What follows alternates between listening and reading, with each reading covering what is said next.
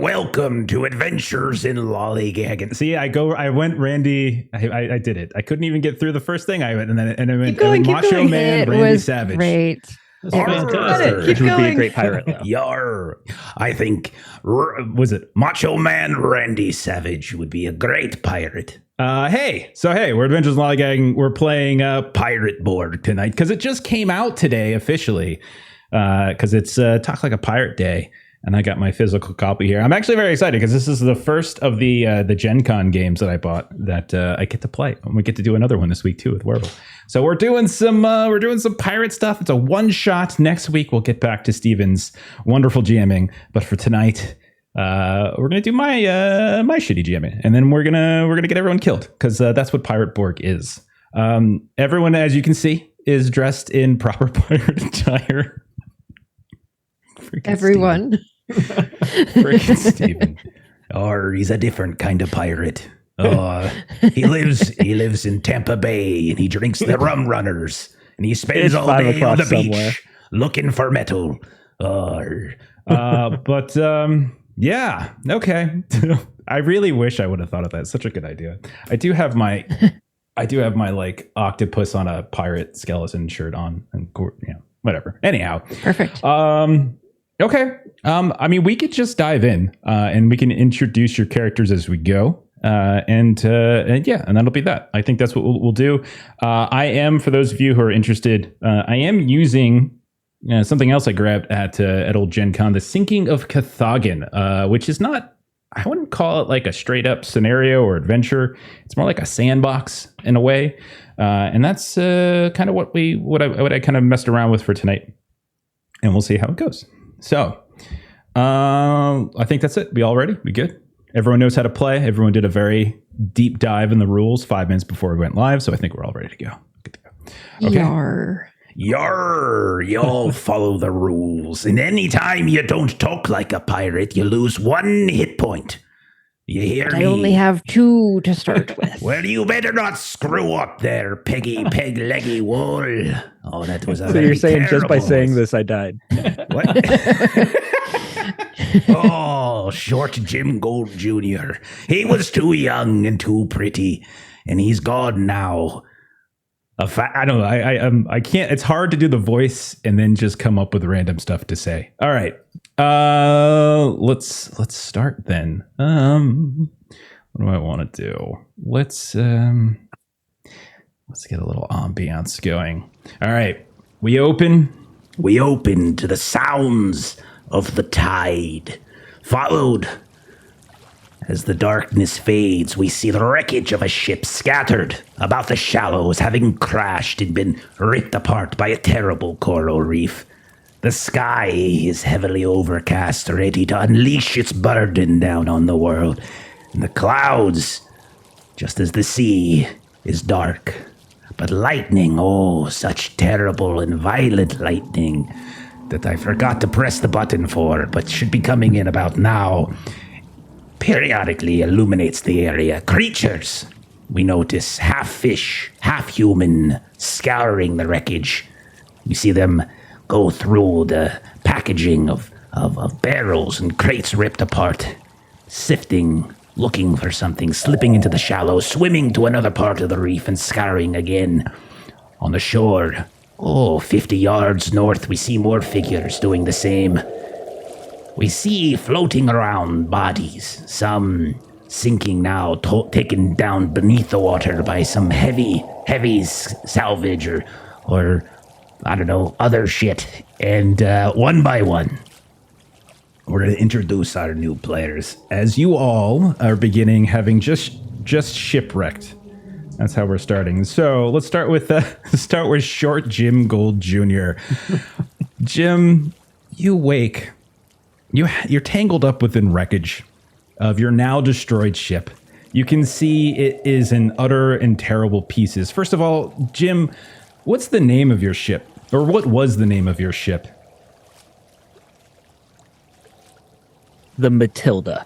Okay, you can see the Matilda in 1,000 pieces, falling apart, sinking deep below the waves. You can see these fish folk that only myth and tales have talked about. You can see them swimming all over the place, and you can see them stabbing some of the survivors here and there. You can see others ferrying a few of you folk to shore. But you wake. You wake, Jim. You're tangled up within some debris. They haven't noticed you yet. You kind of feel around. You don't feel any wounds. You don't feel like you've been attacked or stabbed yet. You feel the water kind of wafting up a bit. What do we see when we look over at Short Jim? What does Short Jim look like, all tangled up in this wreckage? Short Jim, he's a wee little fella. He, might be called scrawny by most people. He's got a tiny case of the scurvy, missing most of his teeth. Lots of blood drools as he talks. And, he wears a Hawaiian shirt. I don't even know if Hawaii is actually in the setting of the game. It's the dark room. Whatever. Who cares? It's very floral, colorful, you might say. Very red. Glow in the dark. Wait, did you wear a red shirt? I feel like you just... Yeah.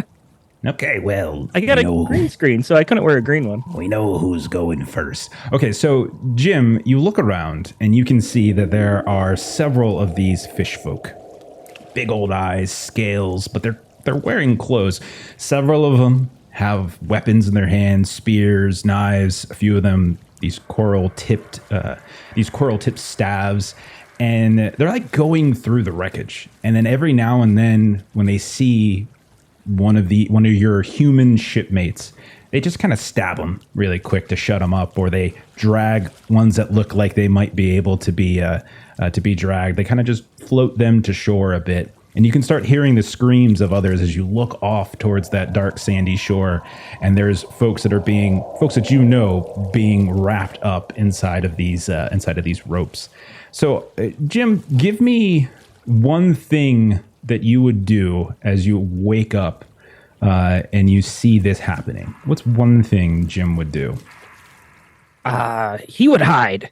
He didn't like them much anyway, so he's not going to be the hero. Okay.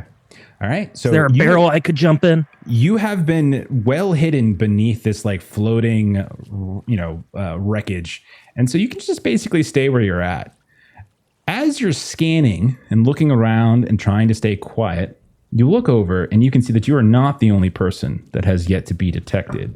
As we have Peg-leggy Wald. You can see, who has managed to find this little nook in this a very large coral reef that seems to come up out of the water quite a ways, as if it's either low tide or there's something special about the coral, you're not sure. But you can see she has found this small little nook, and she is hiding behind what looks like some kind of canvas. So, Melissa, tell us what we see when we look over and we see Peg-leggy. Well, so probably the first thing you notice is the peg leg. And so she is furiously trying to unwrap all of this debris around the peg leg because she would like to not drown. And all of these things have kind of gotten caught in the splinters of the wood and whatnot. So she is trying furiously to unwrap her leg so that she can not drown with her 2 HP. And so, Short Jim, Peggy, the two of you lock eyes for a moment in the intermittent lightning that kind of crackles and gives you a bit of a moment to look at each other. And then, as you're looking around, Peggy, you notice yet there is somebody else that you recognize. It's Horatio Rust, who is currently almost playing dead, kind of floating within what looks like a series of barrels, half broken, and just kind of waiting around, eyeing some of these fish folk. So what do we see, Aaron, with Horatio Rust?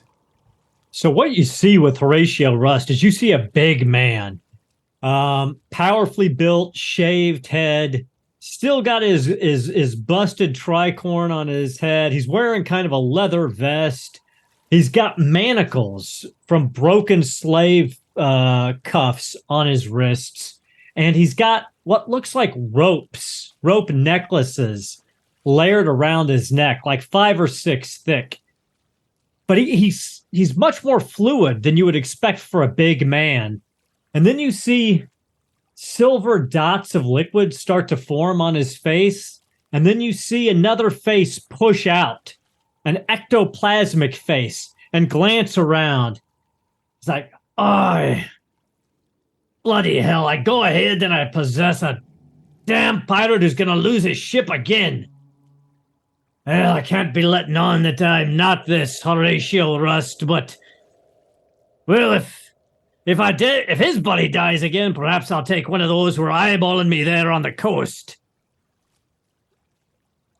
So Horatio, who's the captain of the Matilda? Do you know who's the actual captain? The captain of the Matilda was Captain George Butterfield Royce. Okay. You watch on the shore as the lightning crackles again.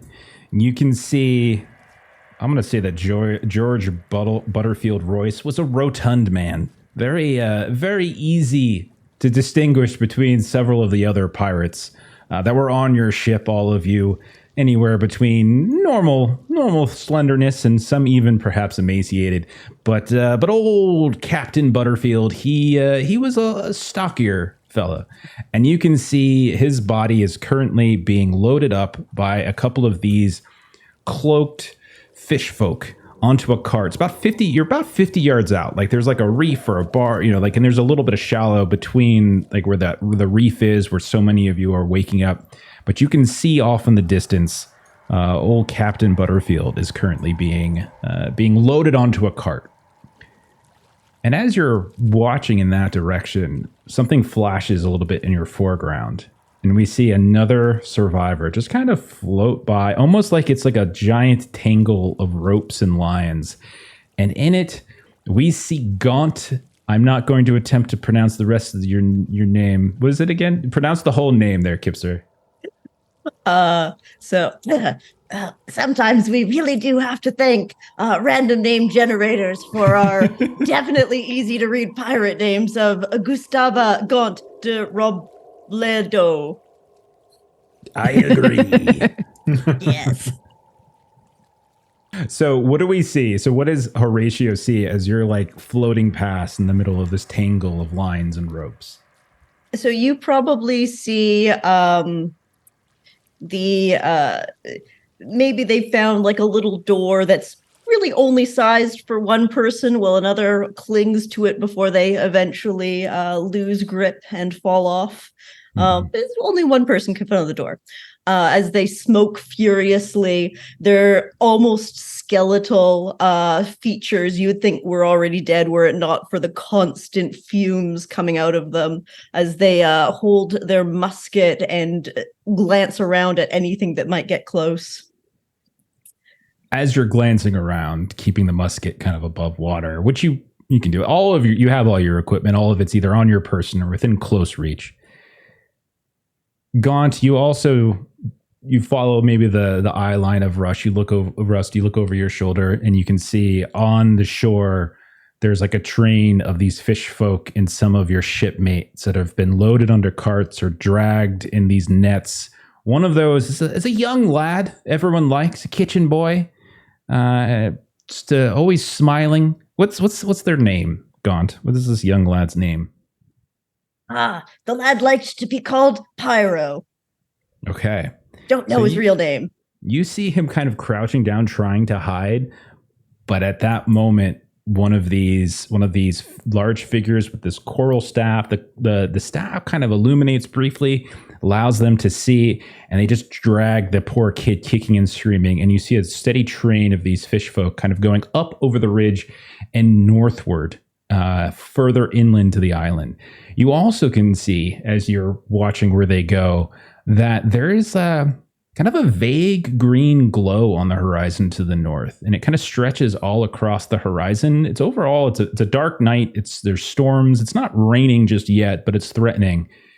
And you can see that every now and then, as the lightning helps illuminate and kind of mixes with that glow, there appear to be spires and towers kind of on I don't know, maybe a mile, 2 miles inward. You're not sure, a little bit of the ways in.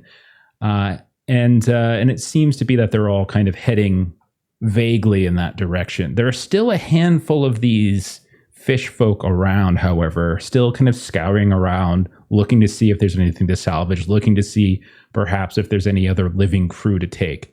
And that's all they seem to be taking, because unfortunately you all have maybe looked beneath the water, or you've looked over on a chunk of coral, you've seen one of your shipmates impaled, or you see they've been drowned, unlike yourselves. They got tangled up in something and trapped below the water. But it does seem these creatures are interested in the living. So I'll turn it over to you at this point. You're not alone. You see each other. You're in the water, but you're kind of on a reef still. What do you all want to do? How do you all want to handle this? I think it's time to start doggy paddling. Horatio starts to unravel the necklaces around his neck. And you can see there it's actually like a knotted cord.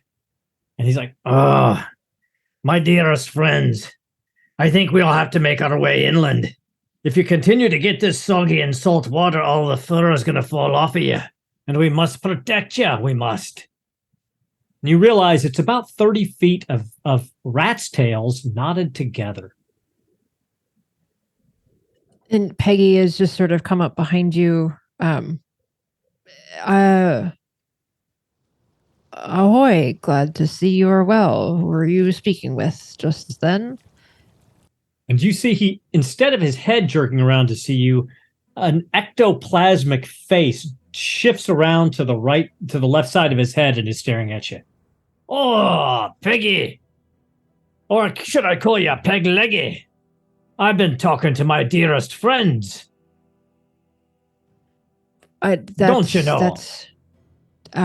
Should this be a surprise to me, or have I seen this before? You've never seen this body talk to rat's tails before because you've only known the host body and not the ghost that possessed him after he drowned during the shipwreck. Okay, so knowing that I've not seen this ectoplasmic face before, Peggy is going to kind of jump back a bit, and she's got a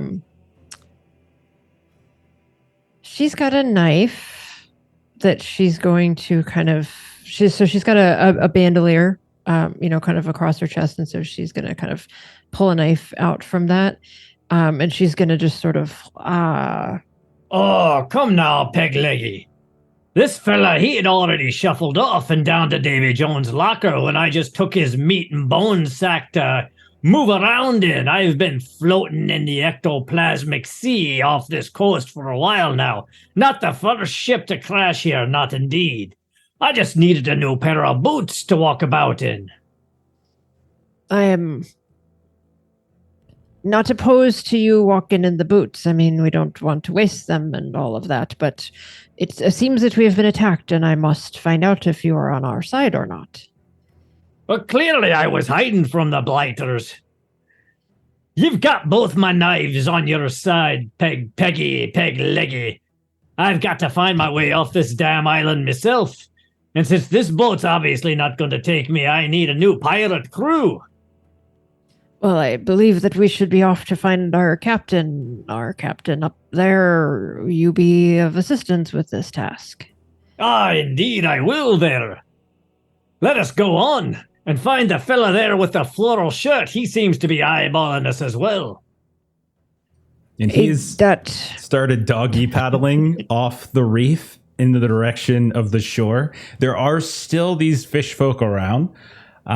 So, Short Jim, are you trying, when you say doggy paddling, are you trying to like carefully swim from like wreckage to wreckage, or are you just kind of going for it? If there's a barrel or some wreckage I can use to float, I think that would be ideal. And then I would just start. One-person door. You cannot enter the door. This is my door. I'll shove you off if I want to. If you sink my door, I will be very unhappy. I would just start swimming towards the shore, I think. Jim, give me an agility test. It's a D20 game. This is going to be, I'm going to just make this pretty simple. This is a 10. So DR 10. and Are honestly, you sure it's not strength to paddle? I am sure, as agility does is as an ability score does affect swimming. Yes. All right, I rolled an 11, and Good, with my good. modifier, that's a 9. Okay, that's a fail. So those of you that have not failed a swim test yet, you see as Short Jim is trying to swim carefully from wreckage to wreckage and trying to get to shore, but you also notice that he gets kind of caught up a bit and he begins to sort of splash around as he seems to be caught. And this has gotten the attention of some of those fish folk who are now splashing around in the water. You can see a few of them are coming off the dark shores and they're like kind of splashing through, and they leap up and they dive in and they're moving off in his direction at this point. And Short Jim, you are now, we're going to say you're stuck in this wreckage as, we'll say... Arr, I be drowning. We're going to say there's literally 2 of these fish folk that are swimming off in his direction. What the rest do you want to do?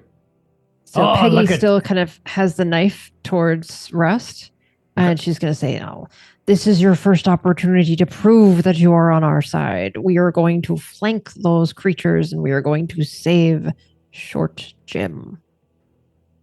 Arr, as you wish there, Peg Leggy.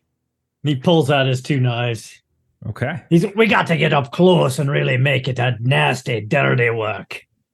Yes, but So- I come up from the back and stab. Distance is the better option for combat. Oh, Gaunt, didn't see you there. Glad to I've see you're been- safe. Floating by on my door for the last 20 minutes. I don't know how you didn't see me. I saw ya. I was a bit distracted by the face on our friend Rust that is now a glowy thingy. I'm drowning over here. That's perfectly natural for a human to have double faces. I don't know what you mean. All The right. old Short Jim there is, he's acting as bait, drawing him off. Are you sure we want to rescue him? It is true. He actually does bring up a good point. The shore We is will- now empty. Use their distraction to kill them. Okay. Aye, whatever you wish there, Peg Leggy. All right, so we'll assume then, Gaunt, you take up a position somewhere in this kind of coral reef or on the wreckage where you can kind of shoot from a distance, whereas Pegleggy and Rust, the 2 of you, are crawling, swimming, moving off in the direction of where Short Jim is.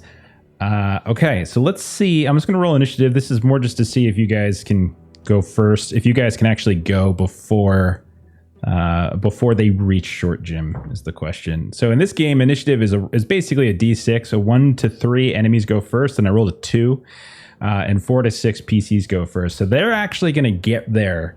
They're going to get to Short Jim, and Jim, you realize they're not actually killing you. You can see that one of them they're swimming around with great ease, and then one of them, you can see they reach into these cloaks that they're wearing, and they pull out and they just shove something into your mouth. Go ahead and roll an agility. Actually, yeah, roll an agility test to see if you can kind of withstand them effectively just grappling you. This is going to be DR 12 this time. And ye be sure it's not a strength check. Strength is fine. You can do strength. Strength is grapple, so yeah, you can do that. That's a 19. Okay, so you managed to you're pushing them off. You're still stuck to this thing.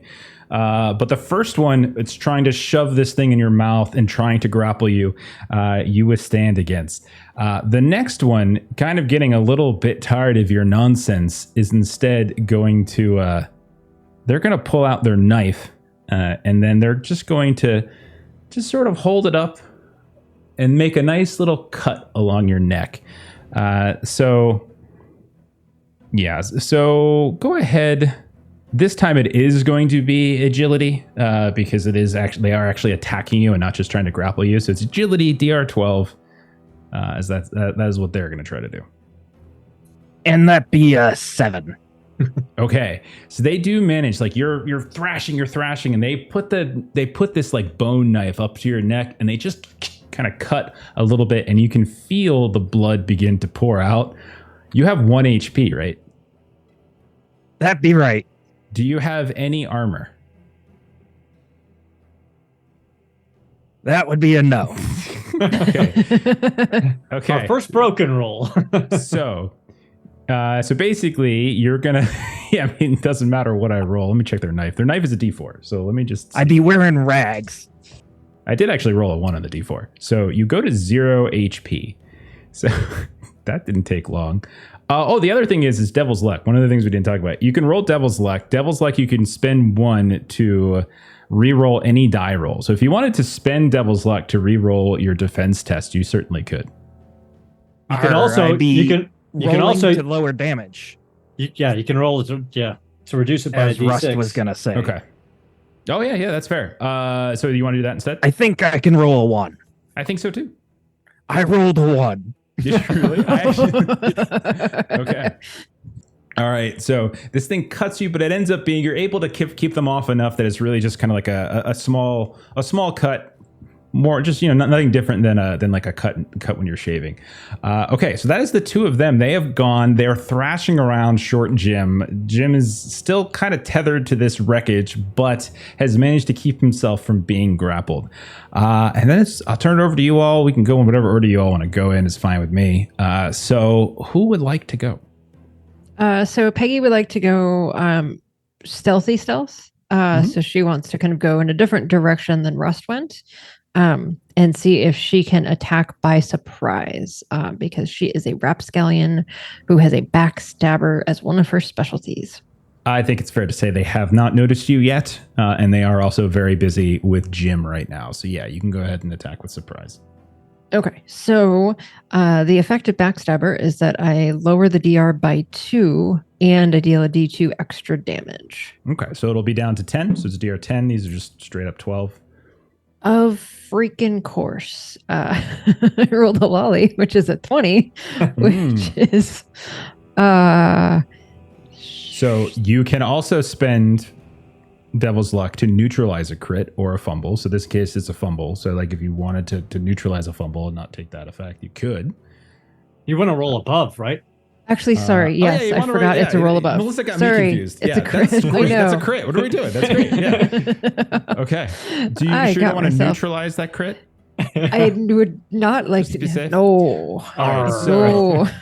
You're trying to trick me, and I will not let you. So it is a double crit. Double damage, and I reduce the armor protection one tier. These have, I think these have D2. Yeah, these have D2 armor.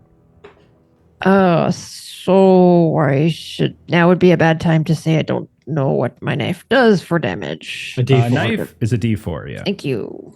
And then you got your bonus from doing this from surprise. Okay, roll my D4. That's a 4. Okay. So my damage is an 8. 8 points of damage. Okay, so if that's the case, let me double check.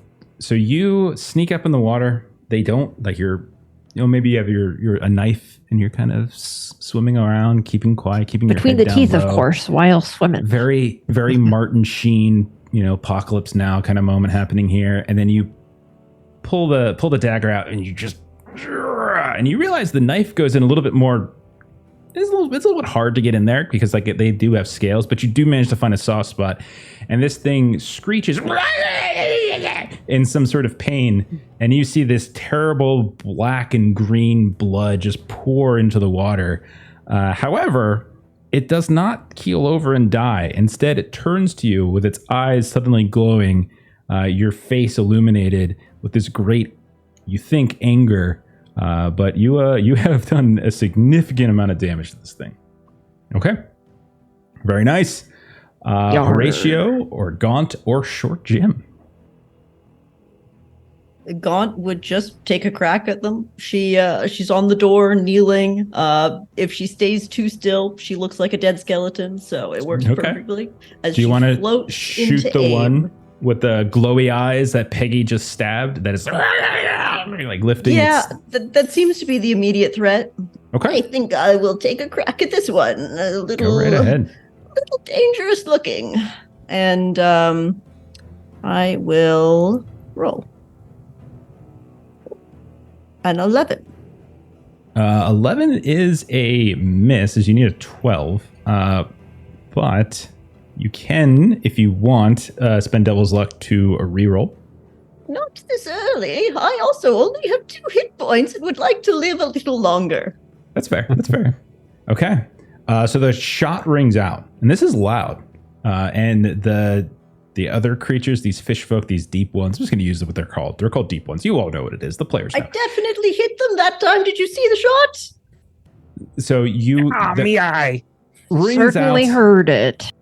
It misses, but there's a giant splash, maybe, or an eruption from the wreckage next to where Jim is tethered. Horatio or Jim? Horatio comes up, and he's got 2 big fighting knives in his hands, and they're actually gripped in ectoplasmic hands wrapped around his normal hands, and they're moving much more fluid than you think a big man. And he's just whispering, my dear friends, we're gonna bathe in fish blood in a moment. We got to save our dear new friend Peg Leggy. Got to keep her body safe in case this one falls and we need a new home. Shh, don't tell her, though. And he brings both knives against the glowing eyes of the deep one. Now, he is a knife knave, so he gets to make 2 knife attacks at -2 DR. If the first one hits, the second one automatically hits. And he is also a Shakespeare of insults, so every time he rolls damage, he gets +1 to his damage. So we'll see how it goes here. All right. That's awesome. Shakespeare of insults. That's good. I like it. A 19 on the dice for a 22 in total. That is more than enough. Are you attacking the same one that Peggy had started? Yeah. He's trying to protect. He's trying to impress his new crew by protecting them. Sure. Give me your damage. So for the first D4, it's 3 + 1 is 4, and for the second one, I got a 1, so 2, 6. But if they've got armor, you might want those separate. So if the first one was 4 and the second one was 2. So the first one I rolled a 2 on my armor, so I didn't die on the first one, but then the second one would have killed me because the first one put me down to 1 HP. So your second stab. So the first one goes through, and the second one you just get it right in the face. You feel the knife just dig right in its giant bass-like mouth, and it sticks out the rear end. You see the explosion of gore behind, and you pull it back, and the fish just goes limp. There is a second one here. However, I am going to do the whole morale test to see if this one's going to go. But before they would even go, it's Short Jim's turn. Yar. When I was rolling me equipment, I got a wooden knife. And it might have met the handle, but it didn't specify. So I think I'm using just a giant splinter to stab at this guy. Okay. If you want, one of these just died, and it was carrying a knife if you wanted to. If you think that Short Jim would have the wherewithal to grab the one that Horatio just killed. I doubt he would. He's drowning. That's fair of you. That's quite fair. He also rolled a nat 1. Oh, well, that's not good. You can spend a Devil's Luck to neutralize the effect of that fumble. What would the effect be? It's not worth it. For you, you're using a splinter, so your weapon is essentially just going to break. So the splinter... It is a wooden knife.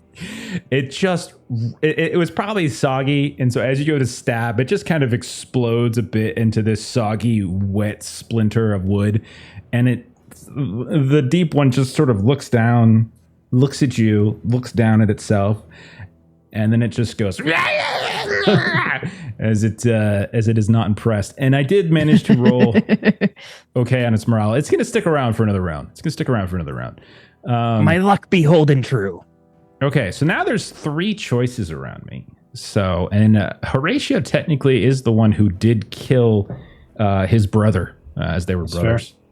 So fair. I think it's gonna swing out at this one is instead of using its knife, it's got a spear, so it's gonna lunge out.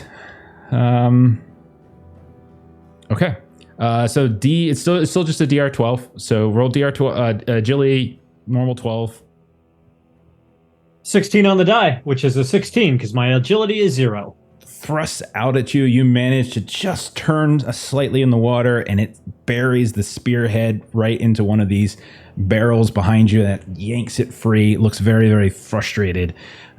You can see as it screams at you, its breath is just this hideous, hideous scent. And then we come back to you. You fishy bastard. I just got this body. Stop trying to poke holes in it. So it's back to you all. There's one more of these deep ones floating in the water. Short Jim is still tethered to the wreckage. What would you like to do? I think Horatio's pretty pissed, so he's going to try to knife this guy. Yeah, go right ahead.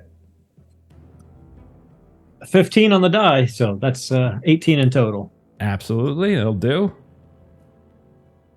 2 points of damage on the first hit, and 2 points of damage on the second hit, so potentially nothing.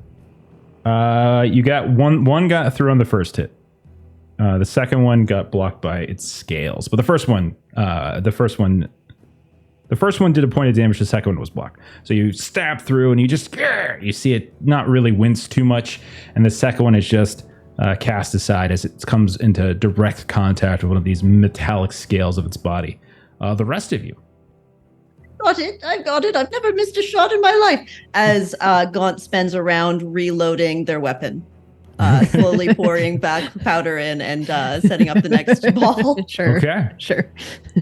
So then Peggy or Short Jim? If Horatio had been a little more successful, she would have gone over to try to free Short Jim. But it seems like there's still work to be done. And this whole reloading thing is so damn inconvenient back at this time. Just one moment. Time out. So I'm- Everyone, time out. We can get 3 of these per session. Crafting menu. So I'm going to shake it again with my knife. Okay. I'm not going to. That was a 4. Okay. As you stab out this thing, I mean, it's a Definitely, I'll fish. shoot it. You're in water. This thing's moving around with greater agility than the rest of you are. It's almost swimming circles around you. As we come to Short Jim, what do you want to do here, buddy? Yar, I think I'd be trying to free myself. Okay. I think if you dedicate your entire turn to it, you can probably do that without even a roll. Because it seems That'd that be the good, tension 'cause I would is fail the drawn to roll. Horatio. That's not true. You're selling yourself short there, Jim. Get it? You're selling yourself short. I made a pun. I rolled a 4. Well, the difficulty was a 3, so you succeeded. Well, I didn't add me -2. Gosh darn it, Short Jim. Just take a freaking compliment. Okay. So it's going to go again. As this turns around, you guys are in the water here.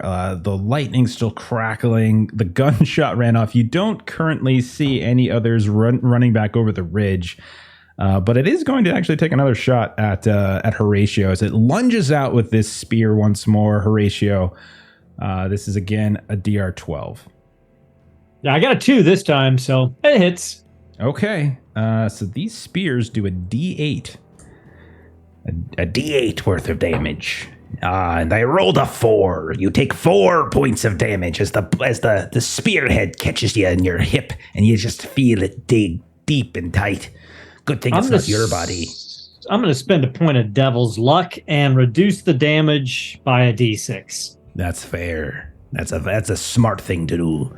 That's a fella who's played the game before. Okay. What you got? And it reduces it by 5, so...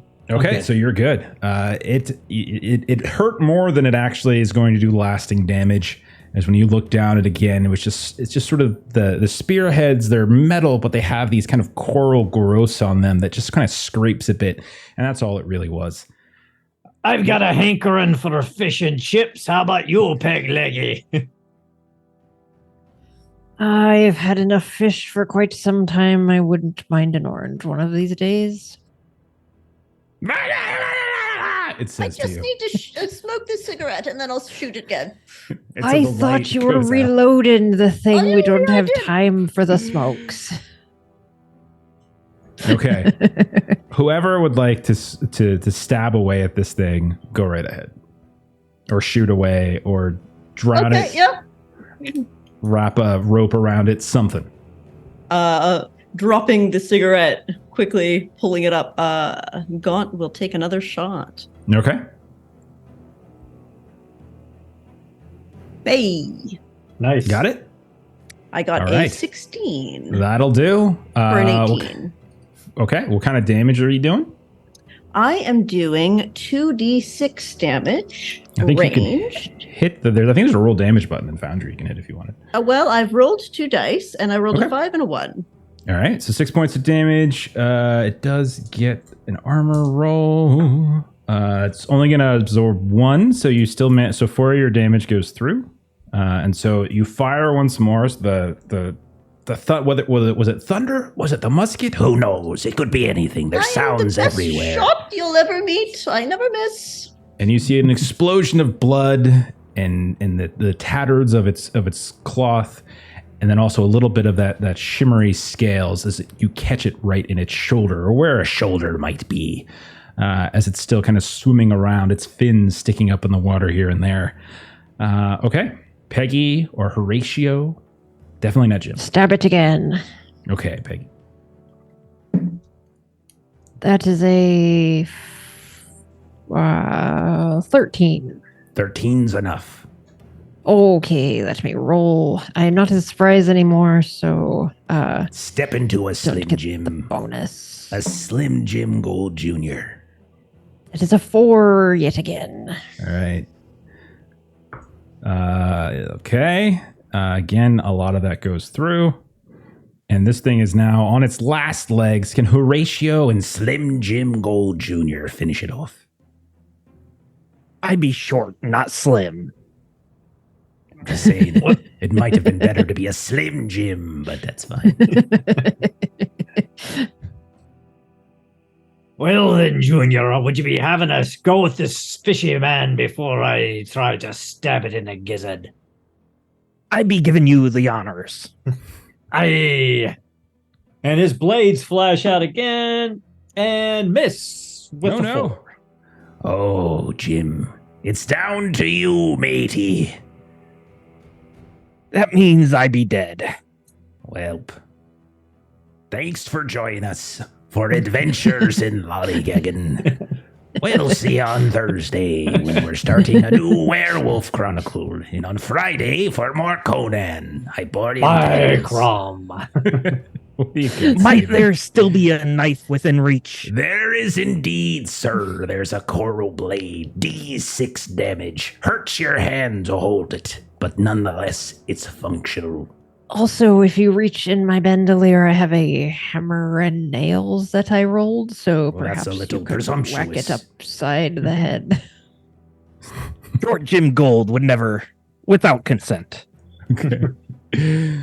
I'd be rolling a 9 plus 1. That is a 10. That is not enough. You want a devil's locket and re-roll as my hair is sticking out me bandana. Oh, there we go. I believe I need to save me devil's luck. I don't know. There might not be another scene. This could be the last of it. These things are apparently tougher than I thought.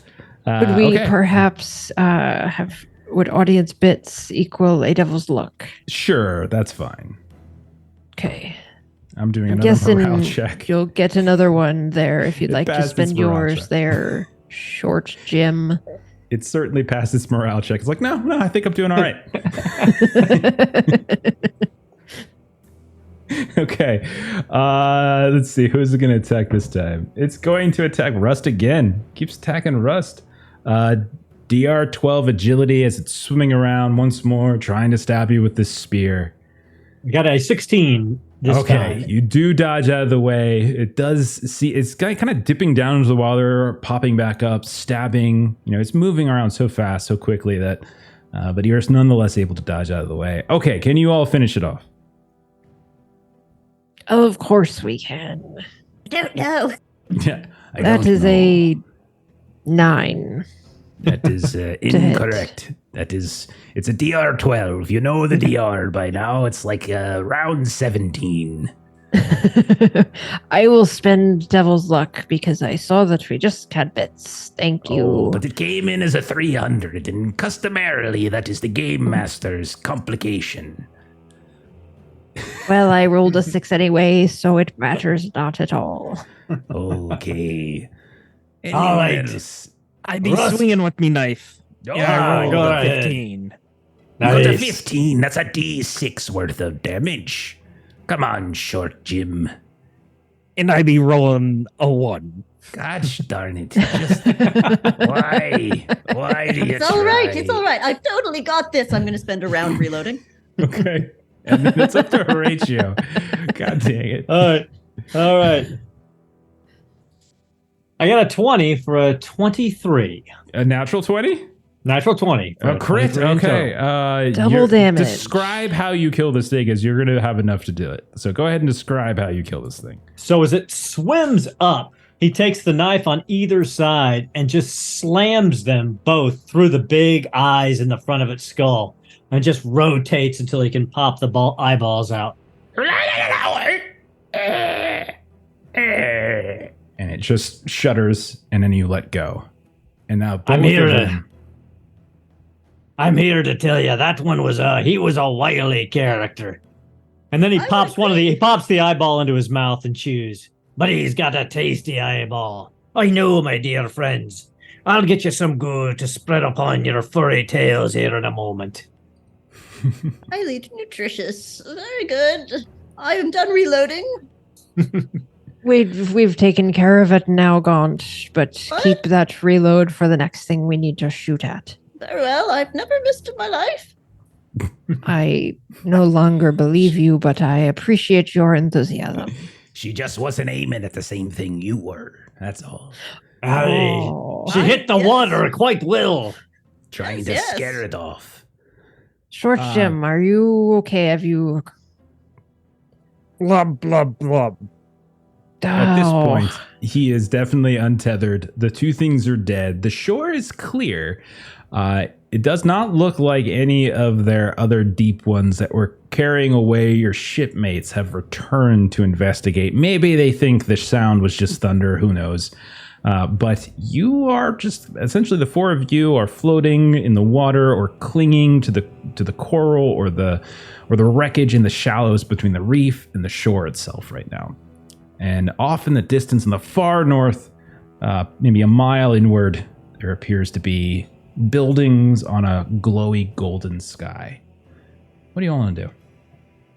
We must rescue our captain, of course.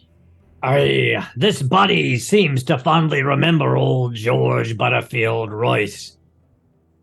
And the four of us can't crew a ship on our own, so... Well, if my name isn't Gustaafa de Robledo, I would very much like to rescue She's the looking at her pyro. clothes. There's like a name tag. That Aye. My name is. I'm sure it's in the collar of my shirt. Let me check it. Yeah, I swear, it's Gustaafa de Robledo. If my name's not Fruit of the Loom. Nope, that's not right. Okay.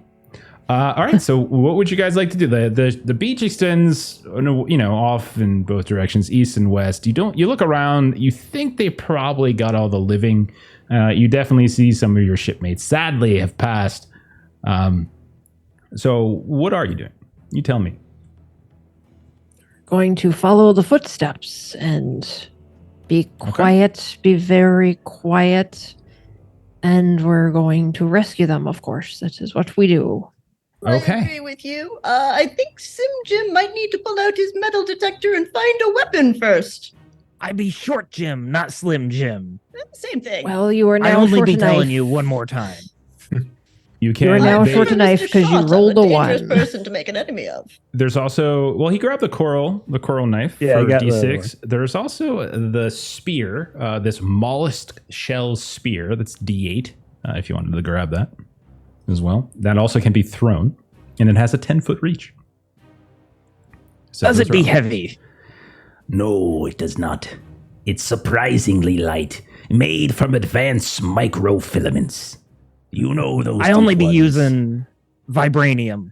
Vibranium. Well, this was made from vibranium. Damn. Look at the coincidence. All right, so you all make it to the shore. You climb up quietly onto the ridge. You look off into the into the horizon. You can see the different buildings, that you can see that there's like scattered jungle, nothing thick. It's mostly kind of grubland.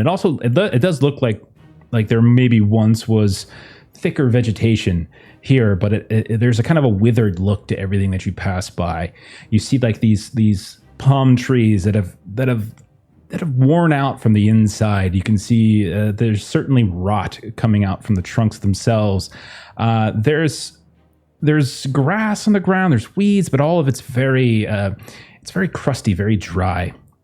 And as you all are kind of moving in, maybe you get about 50 yards or so up over the ridge and starting to trek northward through some of this shrubland and through some of these trees, you feel a violent and terrible shudder as the earth begins to quake. And not only does it begin to quake, but you see cracks opening up in that very dry ground. You see the very sand and dirt that you are walking on begin to radiate, first very small, then very large fissures as the earth ruptures. Everyone go ahead and make a DR10 agility test. There's a 17. You managed to... Both of you managed to sidestep very deftly one of these large fissures that threatened to take you both in. Short Jim, Gaunt, if that's your real name. I'm wrong. Yes, of course I'm Gaunt. It's definitely my real name, just like it is Gustaafa. And I rolled a 17 as well. You managed to dodge and roll out of the way and hop up on top of a rock. What about Short Jim? Short Jim has managed to roll a dirty dozen. A dirty dozen. Well, cool. You're good as well. So you see the giant fissure in the ground rupture open, and you all manage to dodge out of the way of it. But you do see the earth. It's just sort of fracturing left and right. The ground is still starting to tremor and shake. You all are able to steady yourselves here and there. And up from that earth, up from those fissures, you see this sort of greenish dark smoke or fog just begin to waft up. It has this horrific odor to it. You immediately, all of you, feel this sense of nausea overtake you. Your eyes begin to water. All of you, I'm sure, have cloths that you can quickly cover your face with before it gets too terrible. Like to huff it?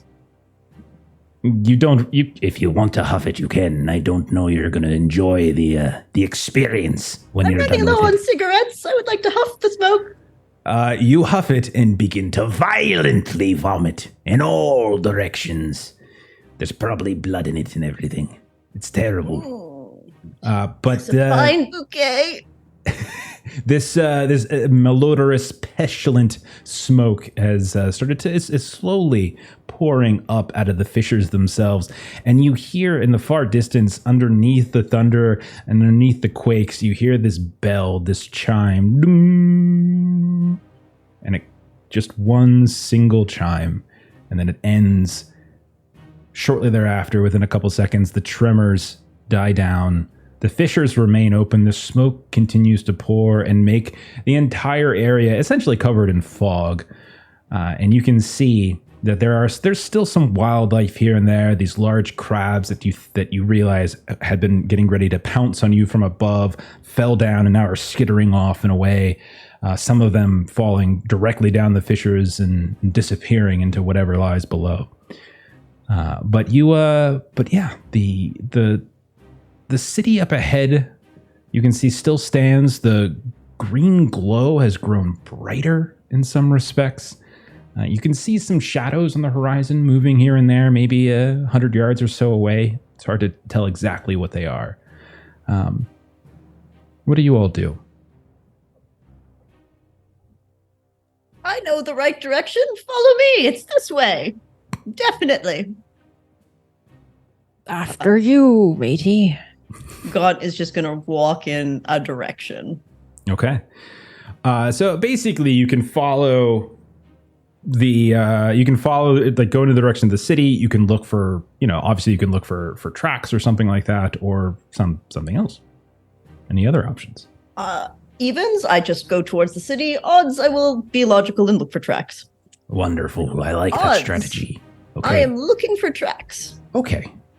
Do you have any skills in tracking? No. Like, does your character? I meant, like, do you think your character was a tracker? And that's all right. I think just looking around. No, they have wood tools. They were a carpenter.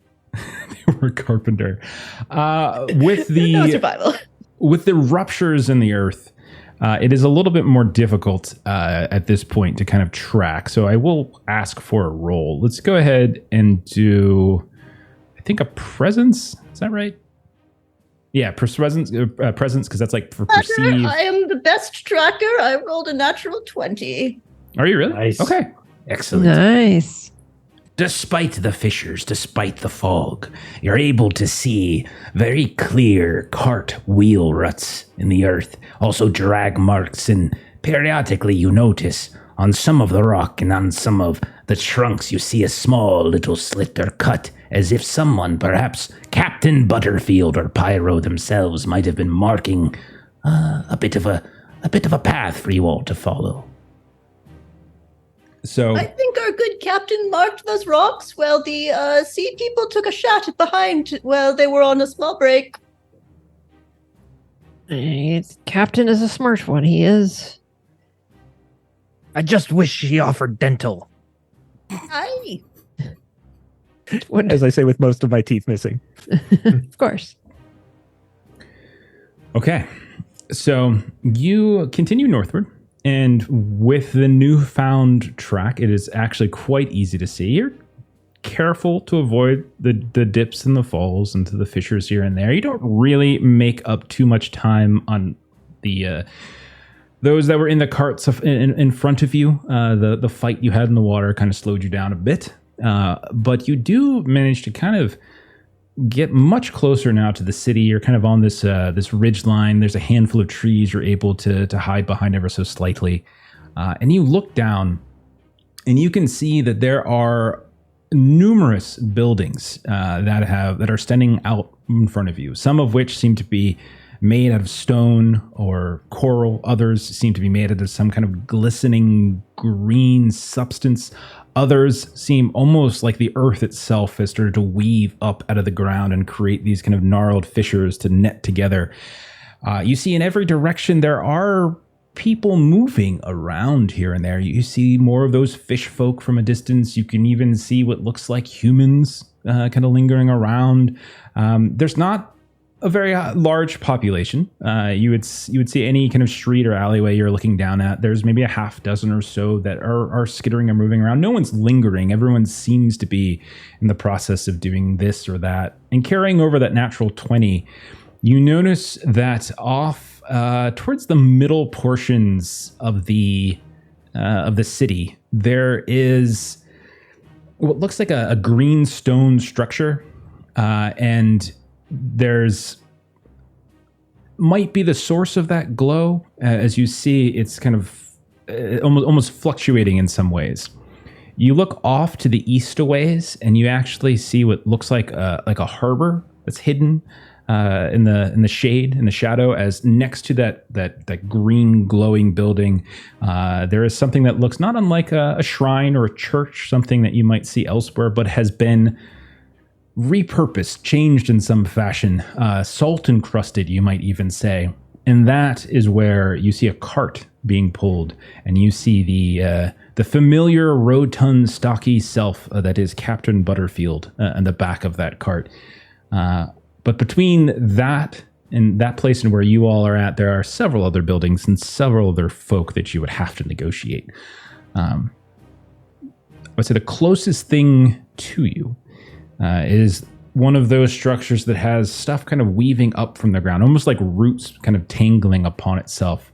And it looks like there's one or two almost like, I would say vagabond folk just kind of tending it. You can see things hanging down from various parts of those roots, almost like apples or fruit hanging from a tree. And they're just moving around, kind of poking and tending it here and there. And this is all, you're up on a ridgeline. You have a little bit of a high ground a bit to kind of look around. This is what you all see. So are other people here? I'm assuming they are not dressed as we are, because we clearly are dressed as pirates. So I'm assuming kind of the other humans that are moving about are dressed differently? They definitely look like accountants. Just accountants everywhere. No, I mean, they're dressed in, I wouldn't say they look obviously distinguished from pirates, but they certainly don't look like your crew. The humans that you see, or the humanoids that you see, are certainly they're lanky, emaciated, slender. They all, like the ones that you can see at a close distance, especially the ones that are kind of poking at those fruit on the vines, certainly look very very sickly. They don't look like pirates. Just trying to figure out if we should like try to disguise ourselves at all as we're moving around. Oh, that might be a wise choice, Peg Lady. I thought you were going to say, should we burn the city to the ground? But perhaps that's just the pirate in me talking. We have to rescue the Inferno one and the captain first. Young Oh, Pyro. yes. Pyro and Captain Butterfield Royce, indeed. Well, I'm here to tell you from personal experience, it's not too bad being a ghost pirate. Perhaps they might like it better. I don't hold judgment. I've actually died once myself, and hell didn't want me, so I am still here. Right then, well, the other sneaky one, perhaps you should get us down there so we can rescue them and see if we got something in that harbor that we can acquire for say nothing. So Peggy's going to see what she can do to sneak. You can give me a perceive test. This isn't for sneaking. This is just kind of looking for a very intelligent way down. Gives a little perceive test to say DR 10 minimum, but if you do better, if you do higher than that, you might even get some bonuses to that. Okay, so is this presence? What did I say? Yeah, presence, because you're perceiving. You're looking for a way down.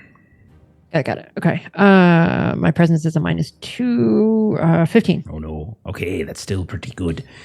You do manage to find, because there's a very obvious way down, but that does seem to be like a path or the cart that the cart took. But doing so would immediately put you into very clear view of several of these fish folk and wretched humanoids wandering around.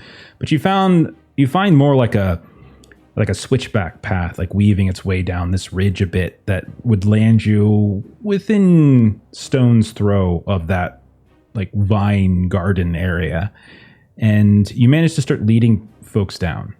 When you're about halfway down that ridge, you hear that sound of the gong or the chime go off again. This time it kind of echoes twice. And you can see that as it does, there's this growth of the light as once more the glow gets a little bit brighter. You notice too, since you were perceiving, that over in the direction of that building where your people were taken, there does seem to be a gathering that's starting to form. Like you can see there's more and more folks that are kind of coming in the direction of it. And then as you look back up, Peggy, to sort of wave people down with you, you look up at the sky and you manage to catch a view, and you no longer see the storms themselves. You don't see the shadows of lightning like kind of cast amongst the clouds. Instead, above you, it's just this pitch black void, and you can just see thousands upon thousands of stars just up there, and it's this dizzying, dazzling display. And all of you that are watching her as she stops mid-sentence and her face just goes pale, her eyes just kind of roll back into their sockets, and it's just the whites, and she's just lingering there. Anyone who looks up as well, you kind of get that same feeling, as it's like eternity is above, and there's this weird reverse vertigo as if the sky is just pulling further and further and further away, revealing everything. And all of you kind of get dizzy for a moment, and you stumble the rest of the way down the ridge. However, you did so well on your perception there that you stumble into a place where no one observed you doing so. You found a very good way down, but all of you just kind of tumble down about 5-6 steps onto the ground. Well, I've got a bad feeling about this.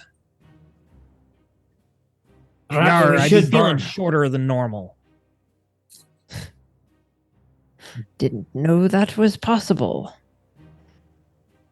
I lost a good couple inches when I lost my leg, and you're even shorter. You'd be Gaunt? seeing the sky is even higher up. Yes, it reminds me of my great aunt when she opened her mouth. I've honestly got nothing to say about that. I will not be Throwing- asking you any questions. No follow-up questions to that one. Every time you do look up, though, it does look as though the stars are growing more numerous. And it's as if someone has like Around the grabbed or outside. pinched it at the top and it's just pulling it away and away and away. You just feel yourself getting smaller and smaller and smaller. That is not what is supposed to happen. I'm thinking we should all keep our heads down. Free our crew and get off this cursed island. It- Yes, that's probably a good idea. I I would like not that plan. disagree with that, but it is unlike a sailor to not always have an eye on the sky. Well, I got to admit I was never much of a good sailor. Damn good knife fighter, not a good sailor. How about we set fire to these weird fruit things and see if we can distract all these crazy fish people and just quietly go in and get our crew? I've got a we bottle could- of rum I could use to help get the fire going. I always be enjoying a good pillage. Aye. I actually have a lantern and lantern oil if we want to do fire. What do you That think, sounds Peg like a Leggy? plan. All of you seem to want to start a fire, so who am I to stand in your way of your dreams? Go make it. I do like a good fire. I'd be having these candles. Might as well use them. Pull up 4 Indeed. candles. You guys have a lot of stuff to make fire with. Just Like random go to equipment. Walmart before you get on the ship. So I'm thinking soak the trees Matilda. with rum. We make a line for the fire with the lantern oil, and then the candle is our fuse. That Well- all sounds fantastic. Okay. Oh, then here is my fine bottle of rum that I'll sacrifice for you. My lantern Can we oil. all have a drink before we go wasting it on the fire? Ah, let's give it all to the fire. I love a good fire. But sure, Peg Leggy, here, have a drink. I don't know if this body can even tolerate rum. Never drank in it yet. Oh, it'll be fun to experiment later. Peggy Leggy, would you like some smokes? No, I do not partake in that, but would you like some rum before we go wasting it on the fire? Let's smoke. I had a great inhalation earlier that I huffed. That's fantastic. Short Jim. I'll be taking some rum. Alrighty then. Be setting my sheets out to the wind. And then Okay. Peggy will hand it back to Rust. Not nearly as full as it was when he passed it along. You're So- a bunch of greedy bastards. With What's pirates, step yes. one? What's step one here? Like, what was the first step? Other than Drinking the rum was step a little one. bit of rum. What's step two? Yeah. So, I so know. Lighting the trees. Dousing these hanging Okay. fruit things in the rum Okay. and lighting them on fire. Who is going up to do that? Oh, that would be our sneaky Peg Leggy, right? Everyone takes a step Person back. least interested in the plan. Oh, I suppose that one's me. Okay. Okay. So, Peg Leggy, you start sneaking up into these kind of twisted spires and kind of bridges of roots and things, and you realize that, like, hanging from them from up top, they looked like, large apples. But as you get closer, you realize they're much bigger, and they have like this egg sac like look to them. And you see that there's something sort of moving around in them. Now, there is a person here that is moving about, and they kind of are coming up with what looks like some kind of stick and just sort of poking at a sack every now and then, and you see it kind of shiver and move and such. But you can see that there are creatures, like these half-formed creatures inside. Now, the sacks are like really large garbage bag size. And so like the perspective shift as you came down and you realize there are creatures in here. So if you're looking to try to... I might go back and discuss with my mateys. So inside those vines, there are things a-growing. Are we looking to murder within the plants? Aye, of course we are. Yes. Better to They're kill them easy before pirates. they're born than when Oh, yeah. they're after they're born. Those damn fishy people. That's They good. did for half your crew. Of course, I have to admit, if it wasn't for the fishy people attacking, I wouldn't have this fine body, but I still hold a grudge against them. Well, okay, Right. just wanted to make sure this is what we're doing, and so Peggy, rum you should gets take your poured on lantern oil. the. You should take the He lantern oil snuck this like time so you 100 can yards away, and bring then it back. snuck back to ask, and then she's going back again. I'm very good at sneaking. I'm fine with saying getting there and back is probably no role required, but moving about, dousing them, that's different. So that will, however, require a check here, as you're going to be trying. So you're trying to move about. You're trying to douse these structures, these vines. You're trying to douse some of these sacks. Go ahead, and we'll say. Since you're just sort of stealthing, you can, I mean, I'll let you choose. Like, you can do like agility, you can do presence. Either one of those are probably fine. So something to keep in mind is that I am a burglar, which means that I have a D4 to the or a -4 to DR when I'm doing something that is burgling, Yeah. like lockpicking, pickpocketing, or disabling a trap. I don't know if this would also apply the sneaky sneak. So it would normally be, I would probably set the difficulty at this at a DR of 14, which is difficult. Okay. So -4 would put it at 10. So you need to hit a 10 here to move through and douse these sacks and avoid the tinder that's in here. Okay, and my agility is a +2, so we've got fun math going on with this Sure. roll. You rolled- cartwheel into the groves. The roll is a 15. 15. It's very good. You notice as you come in here and you start dousing things that anytime you get close to one of these sacks, it's like whatever's inside kind of knows you're there, or it can sense your presence, or maybe it feels your warmth, or whatever it might be. And you can see the sacks kind of sort of lunge out vaguely in your direction, but it does seem at a certain point to start blindly shifting around. It's like it knows you're there, but can't quite pinpoint it.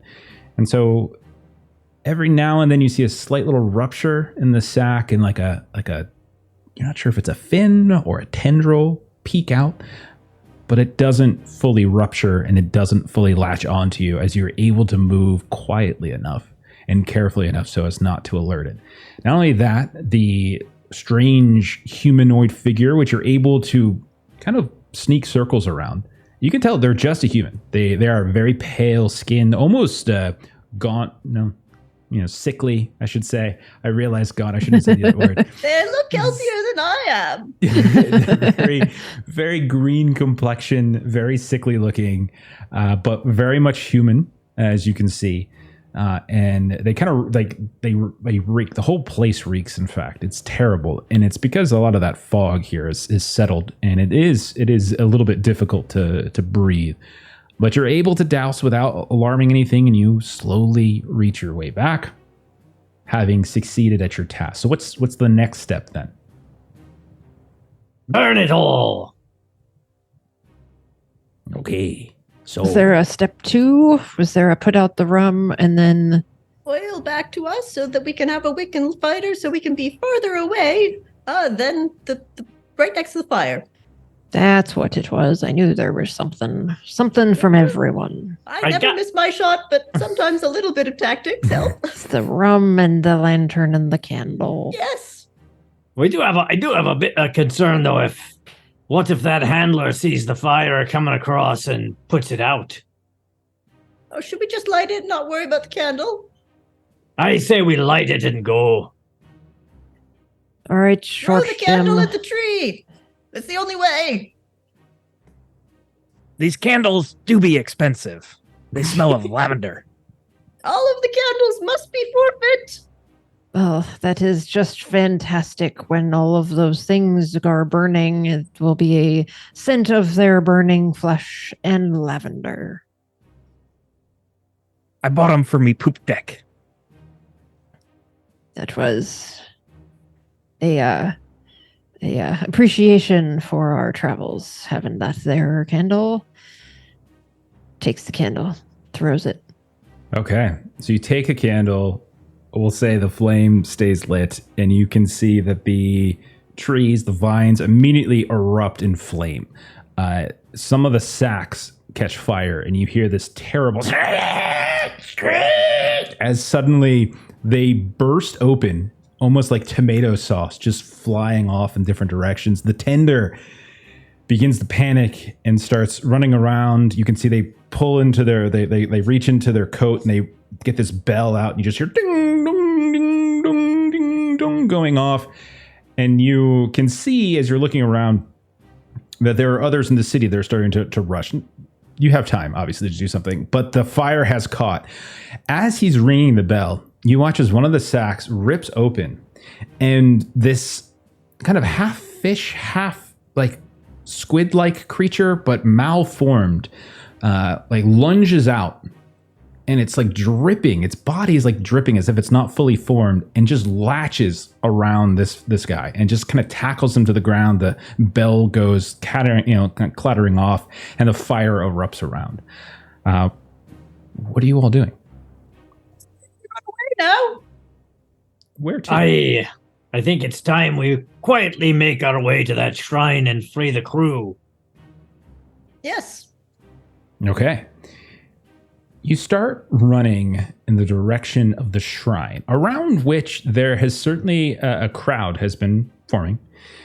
Some of that has thinned out, as you can see that there are more of those humanoids, those human folk, that are kind of running off in the direction of the bell. The bell does obviously stop once he's tackled to the ground by that creature, but the fire does not. And so you can see that there, I would say, there's still a handful of folk around. There's these large rounded top doors that seem to be rust, like they're rusted metal.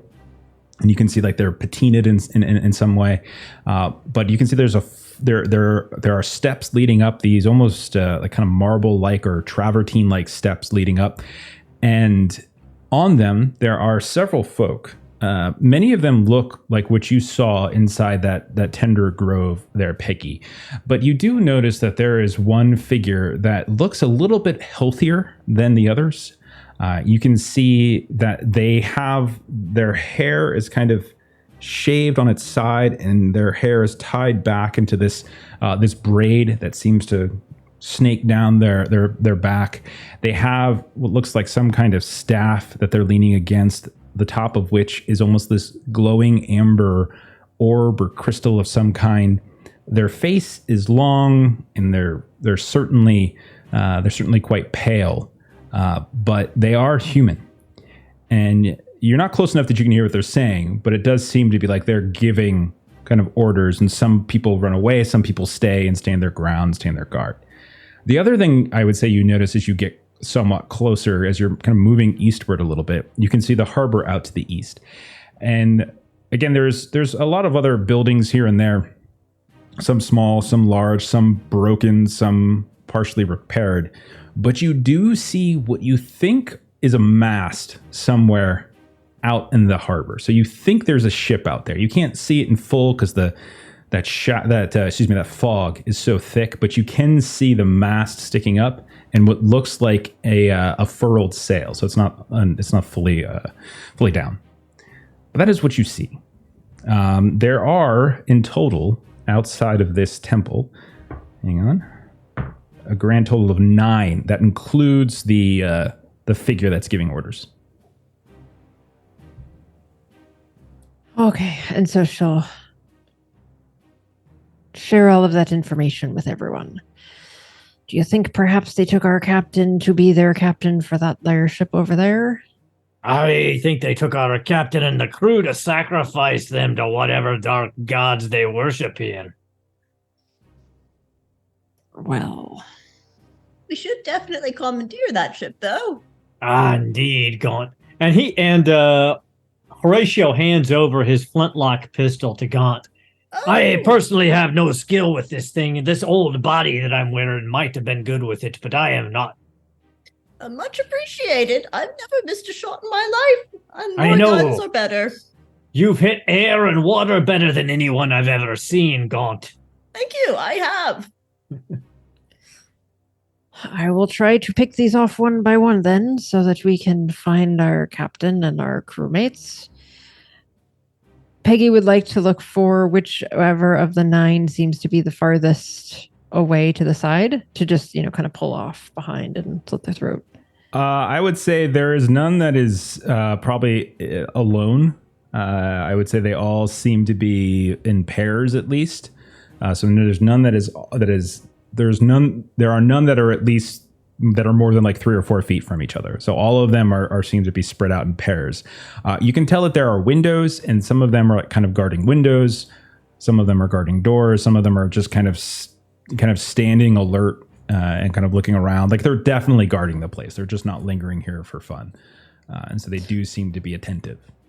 So then what Peggy will do is she rolled a hammer and nails in her character creation. So she's going to take some of those nails and make a distraction so that she can try to see if she can get some of the guards to move off a little bit in another direction. Okay. Describe what you're doing with that hammer and nail then. So I've got someone who's like looking out a window, and that's sort of what they're doing and kind of their guard duties. And so she's just going to go sneak and kind of under the window. She's just going to kind of like throw the nails just so that they make some noise, so that they're going to try to go around and see what caused I do want to clarify. fracas. They're all outside. Like everyone you see is outside the building. So there's no one inside the window. So like they're standing outside. So like there's like everyone's either out on the street or in like the lot of this particular shrine. None that you can see. You can't actually even see inside from where you're standing. Okay, but there's probably like a corner somewhere where I can kind of throw something down a corner, and so you can certainly try to throw something down a corner, down an alleyway. That is what I will be doing. Yeah, so I think we'll do another roll for stealth. So give me another. You can do agility. You can do presence. You can add your. You can do your reduction with your BORG stuff. All right. Double check these guys. I would say if you're just trying to distract them and you're not trying to do anything more than that, I think a normal is fine. So DR 12 minus your 4, so make it an 8. Okay. Luckily, I've got some agility because I rolled a 6, so it is exactly the 8 that I needed. Okay. It is a little dicey. Some of you that are, if you're watching her, you can see at one point she stumbles. Like you can see the earth just give out beneath her as one of those fissures slowly snakes open. And it almost looks like Peg Leggy is about to stumble out into the road right out in front of them, but she manages to steady herself and quickly spin around and duck behind a little nook in the wall. And you kind of hide in the shadows for a bit. You wait, you see a few of them kind of turn and look at the shuffle, and they kind of don't really pay too much attention to anything. And then you're just throwing the nails. You're just trying to throw like a bunch of nails down an alleyway to make noise. Okay. You just hurl a bunch of them in the direction of an alleyway, and you can see one of them kind of perks up, and they both look at one another and was like, Go check it out. None of this strangeness. Might be one of them pirates got themselves free. And so the other one, yeah, you can see he kind of goes out. He's got one of them spears that you fought that fish folk in the water, and he's kind of starting to sneak down the alleyway. So one of them So is the second part of that is that I will be there so that when they go investigate it, then I can slit their throat. Oh, you certainly can try. You certainly can try. So you're hiding in the section where you can, as they come up, they look down. They're like, Why are there a bunch of nails here? and they're kind of like looking up at the, at one of the other neighboring buildings and seeing if something like kind of leans down, kind of picks one up, kind of takes a look at it. What does Peggy do? Well, she is a rapscallion backstabber, so she's going to do what she does, except she's going to be a throat stabber this time. So she's going to hop onto their back and slit their throat, assuming she rolls well enough. Okay. DR 12, normal. Yeah. Okay. Lower the DR by 2 for my backstabber. So it's just a 10 you need? Just a 10. And this is agility. So that is a 3 plus 2 is a 5. Okay. So you lunge out. You try to leap onto their back and get them in the throat. And you instead kind of knock them to the ground, and you and he go tumbling, and you're both rolling around on nails. And he's like, "Arr! I'm being attacked!" And all of you can hear that. And so at this point, I think we'll go ahead and we'll do a little structured time, and so we can kind of get this. My phone just went off. Apparently, I said something that triggered it. Okay, you guys can go first this time. So those of you, you knew what her plan was. You saw some of it. She went down an alleyway. She probably lost sight of her. But you do hear from the alleyway, "Arr, I'm being attacked." So you know it wasn't 100% successful. And you can see that the other guard that had stayed behind now chases after. And you can see a few of the other guards that are around this building are all kind of looking in the direction of who you assume is probably in charge. So that's where we're at. And again, there's a total of 9. That peg leggy. She's a devious one, drawing the guards off like that. Very kind of her to be bait. I'd be no good in a fight. There's Short Jim here. Why don't you hold up me body for a moment? And you see Horatio Rust. He pulls open his mouth as wide as it can go, and this ectoplasmic entity starts to surge out. And I'm going to use my ghost ability. Once per night, I can apparate and terrify a target with my ghostly visage, and I'm going to try to terrify the lead guy with his glowing staff. Okay. This will so DR 14. Yeah. So DR. So test your spirit. It also does damage. Okay. Oh yeah, D12. D12, but what I'm going to do is spend my last Devil's Luck point to reduce the DR by 4. Okay. And take it down to a DR 10. Okay. With my +2 spirit. So if I get better than an 8, and I get a 15, so I was good. I didn't need to go through all that histrionics, but so D12 plus 1. Okay. So 13 points of damage. No, I haven't rolled yet. Okay. Sorry. I would like it to. Oh yeah, D12. Sorry, you guys. But I did get a 12, so yes, it is 13. Oh my. Okay. Okay. So it is almost an Indiana Jones moment, Temple of Doom, where you just see as his face begins to sort of stretch in fear, and he lets out this horrific screech of fear. It almost looks like he's struggling to talk in some way. He does not keel over and die immediately, however, but he is in utter pain from just the fear that he's witnessing as he's looking out in the direction of Horatio Rust. The rest of the cultists around, however, they are now alerted that something is going on. So they are much more alerted. When you see the ghost of Horatio snap back into the body of this poor pirate that he killed. And you definitely notice that some of the other guards around here are like kind of looking out in the direction of where that ghost.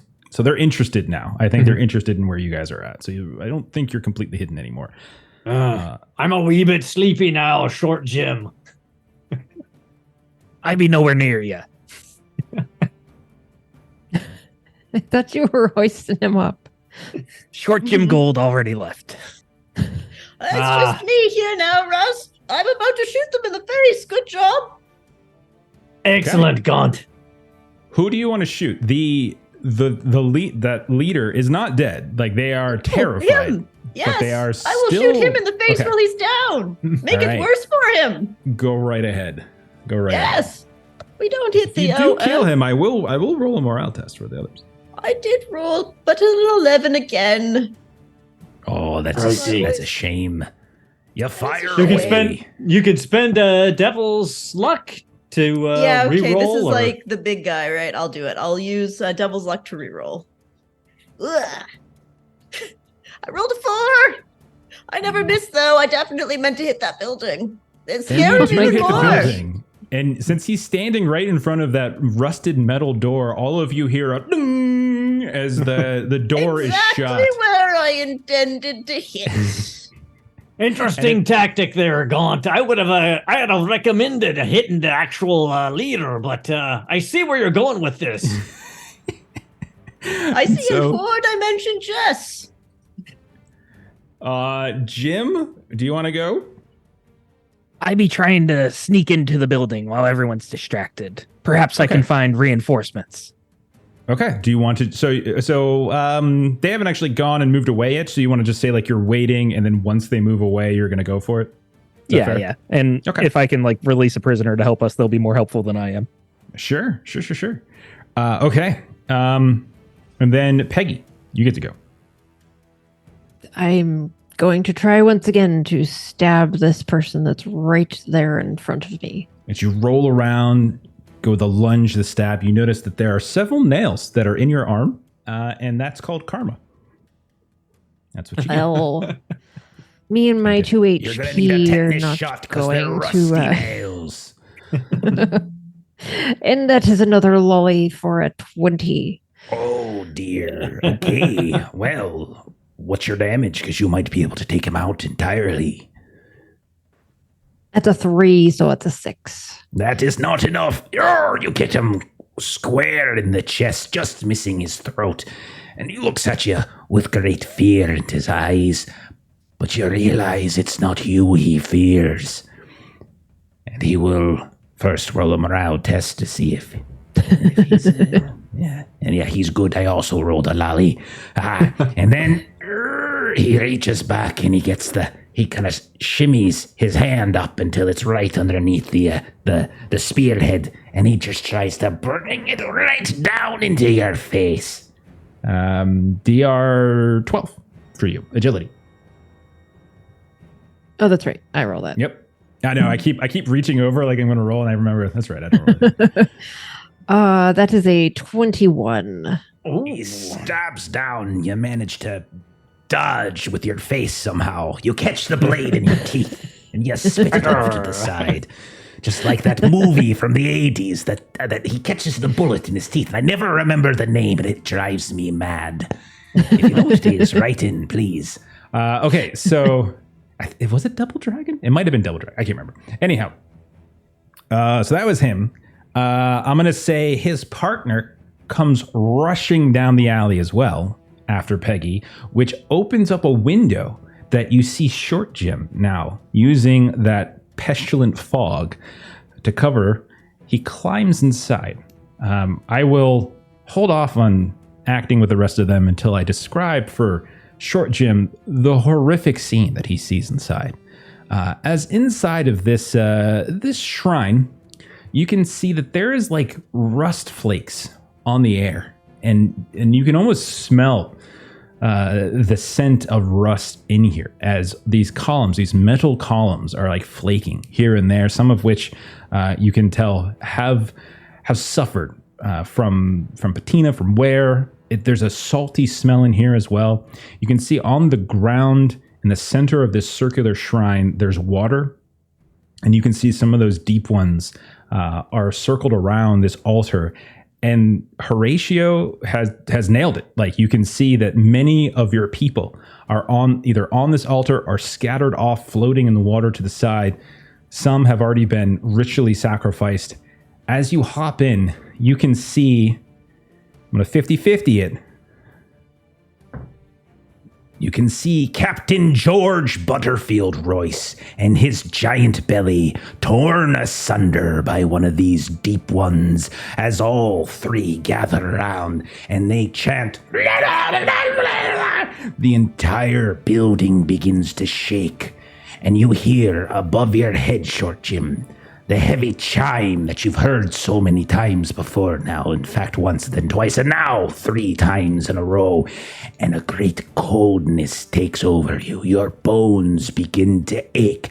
You watch as that poor, small young lad, Pyro, screams in pain. All of you outside, moments later, feel the cold, this aura, this wave of cold just reaching out from you. Those of you standing, you feel your legs start to crack and break a bit as an ankle suddenly snaps, or a knee suddenly buckles, or an arm or a finger bends away it shouldn't. And all of you, including those that are chasing after you, have suffered a break of a bone in some way. Nothing that would impact you statistically, of course, but more flavor-wise here. So Short Jim, this is what you see. Poor captain has been sacrificed, and it looks like young lad Pyro is next to go. So you be telling me there's a job opening? Indeed there is. Going to need your curriculum vitae and at least 3 quality references. Okay. Outside, you all watch as those that are chasing after. So some of them are chasing after where Gaunt and Horatio are kind of embedded. One has now chased down the alley in the direction of Peggy, but they all kind of, like I was saying, you see like a leg kind of fractures or an arm fractures, and so they all seem suddenly hobbled in a particular way. So you all, having only been exposed for a little less time than they have, like you can feel the pain beginning to swell in your joints and in your bones, and you can feel as though a pressure is trying to break some of the largers. Like your legs feel like they're barely holding together. But Peggy, this other one's gonna lunge at you. This is gonna be, I'll reduce the difficulty as they're struggling, as right as they go to stab, their leg buckles. So DR 10 this time. So I was flavoring that put it in chat that Peggy's peg leg is now her good leg. It's like her ankle or something on the other leg is not doing well. That is a 4. And the spear comes down nonetheless as his leg buckles, and luck would have it, he just stumbles into you, and his spear goes right into your belly. Do you have any armor? No, I've got an old uniform on. Well, that uniform is covered with your blood as you take 6 points of damage. I can take 6 points of damage. I only have 2 hit points. Well, you're pretty fucked Dead. then, aren't you? Oh, that sucks for you. Negative HP is, I think we still have 1 left from the audience. So you can spend Devil's Luck to lower damage dealt to you by 1d6. You can reroll any die. So I can reroll my damage. You could reroll your agility. Yeah, I think I'll try rerolling the agility. Okay. Oh, let's see. Oh, thank you for the prime sub, Dragon to Rest. But there ain't no saving Peggy. So it's an agility roll, right?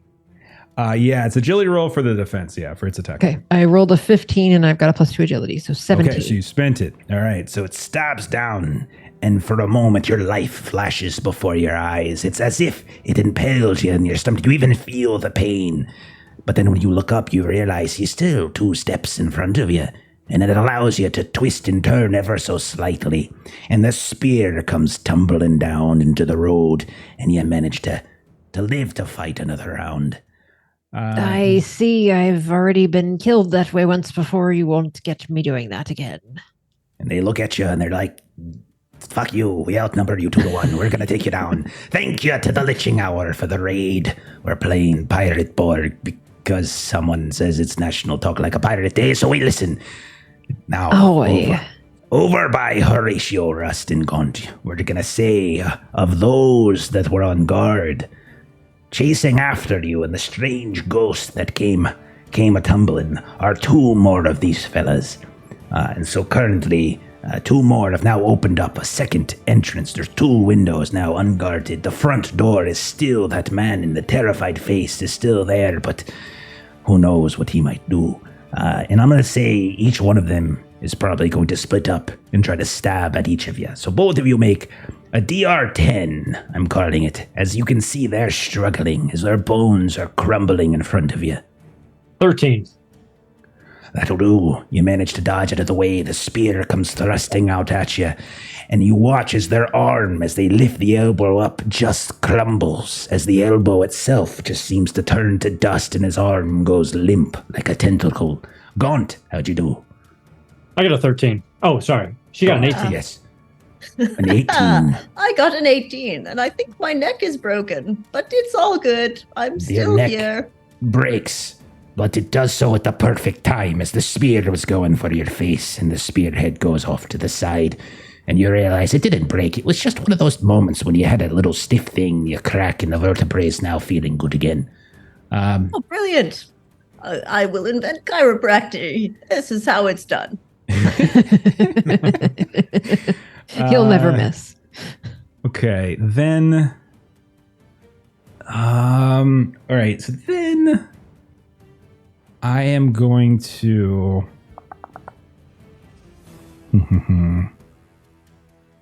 Okay. Here are our timbers. The man that's on the stairs, his face was in utter horror. He almost kind of starts to recompose himself a bit as it felt almost like the skin of his face was moving into that kind of scream pose, snapping back up into place. And he taps twice with his staff on the step, and you watch as that amber kind of coral crystal at the end begins to glow bright. And I am going to,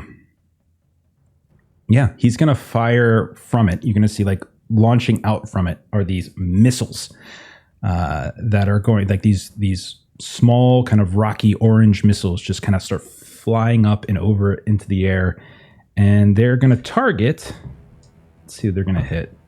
They're going to target Rust. Rust, go ahead and make a DR10, because I think you got a little bit of cover. So let's say DR10. I got an 11, and my agility is 0, so an 11. Okay. So that is enough. So it's DR10, and you can just see these small little explosions. They're not huge, but you realize if they would have hit you, that could have been very painful.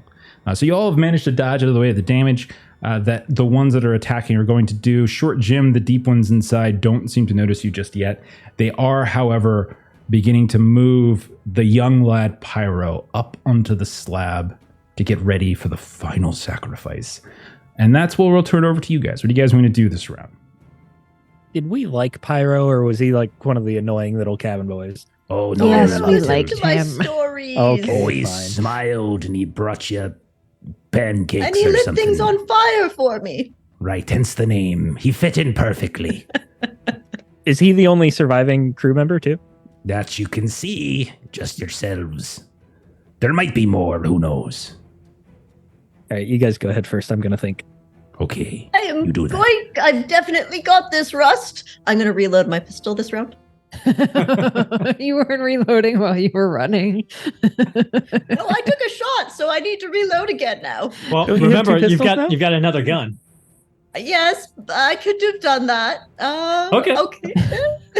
But I can. The thing is, if I shoot the big one, he has a -4 DR because I've already aimed at him once, which is the flintlock because it's 150 range. That's a fair point. Russ looks over. Arr. All right then. I'll be charging the guy, fella. So he runs with his knives out, yelling. Yeah. So you're charging the guy that was fighting. He was like, Hey, get back here. I ran all the way over here to fight you. What's wrong with you? That's rude. I don't have time for you, you fishy bastard. I've got to kill your boss and then I'll talk to you. He's just my supervisor. It's middle management. Never mind. Well, when you get a glowy staff, you can talk to me again, but for the moment, I'm going after him. Yeah, that's fair. That's fair. You make I a good believe in point. You got this. You're Gaunt. He's Rust. Oh, you're crazy. Whoops. If my name isn't Gustaafa de Robledo. So yeah. So Horatio will run and attack. I got an 18 on the die. With my strength is a 21. Okay. Yeah. Roll your damage. That's great. Yeah, it's awesome. He's already taken a bunch from your ghost thing. I got a 4 on the first D4, so that's a 5, and a 3 on the second one for 4. So 5 and 4. 5 and 4. That is enough. Describe how you take him out. So Rust literally runs up, and you see his ghost head come out of his face, and he just jumps, and he just sinks the daggers in above this guy's collarbone, and the weight of his body, because he's not used to being this big of a guy, he just kind of falls down and drags the blades through the guy's body, and he kind of just opens him up. And then when you get down to the bottom, you just see everything on the inside just stumbles out. But because he's wearing a robe, you can just see it suddenly billow and just gets soggy from the inside, from the viscera, as he falls to the ground, his face still kind of contorted in that stretched scream pose. And he has fallen to the ground. I'm going to roll some morale tests here to see, as their leader has just fallen. Their supervisor. Their supervisor. Elected from within the department. Okay. Has no actual... No. All right. First, the one that is on Gaunt, he looks over and he sees it, and you can see his face begins to go white as he watches his supervisor fall. He looks at you, Gaunt. He looks at the other fellow who's next to you. That's because there's 2 on you now, basically. And he runs. And you see him just start running almost up that ramp that would take them back into the jungle area. The other one near you, Gaunt. Yeah, he's fine. He's like, "You coward! You're not a believer. You have no faith." And then he turns. Lock for you. And then let's see. There's a couple others around here. So let's see. Yeah, we'll say most of the others the other ones start to flee as well. The ones on Peggy.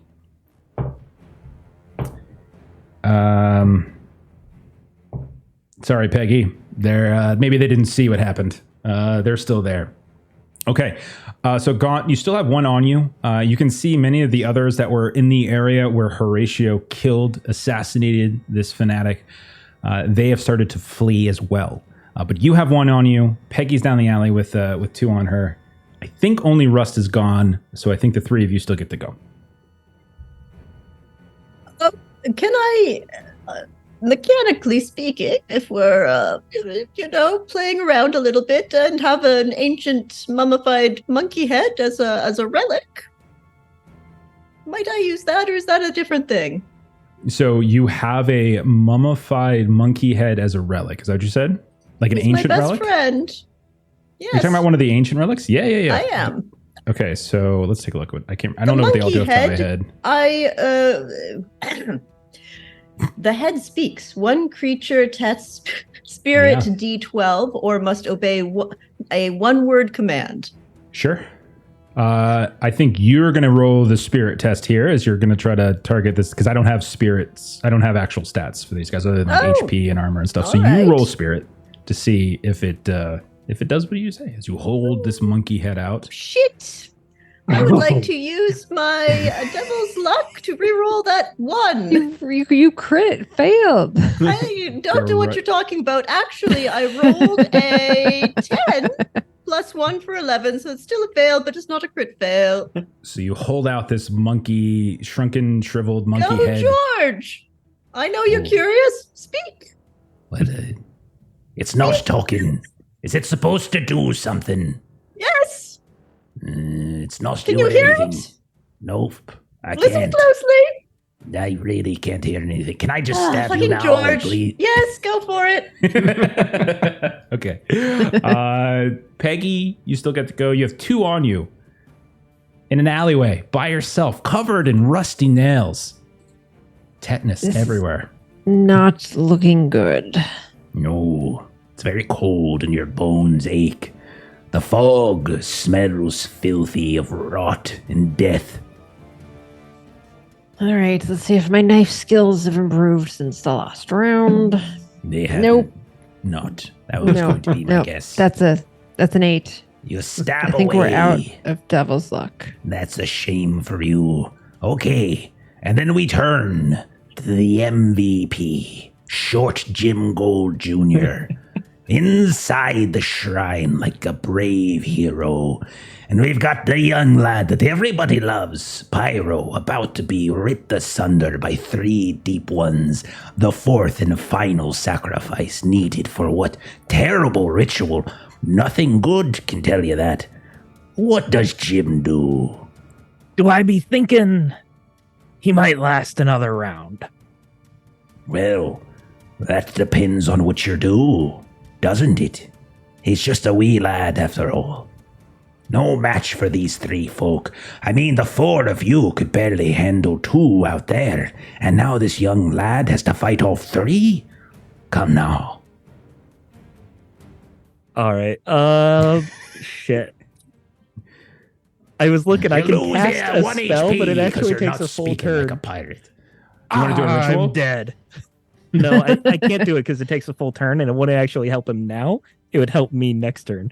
I will So, tell you that you have no real way to judge whether or not he will survive 1 round, but they did just chuck the body of the captain off the slab, and you know that they did bring the captain and the kid in here like 15 minutes ago. So you're not confident that, like, I mean, like, I would say you probably don't think it's going to happen immediately, but you would guess it's not going to last very long. So if you want to roll a ritual, I'll be waiting. I will back up to the window that I jumped in, and I will Okay. pull out my flintlock pistol that I am not good with at all, and I will shoot at the one that is holding the dagger or whatever, and then I'll throw myself out the window. Okay. That sounds really exciting. I imagine none of it's going to work, but go ahead and roll it anyway. I do think I might make it out the window. Well, it depends on how you roll, I think. It's a nat 20. Oh, look at him. He's a veritable John Wick. Okay. okay, so you fire at the deep one that's holding the sacrificial blade above Pyro, leaping out the window as you do. Roll your damage. Kipser, how much damage does the pistol do?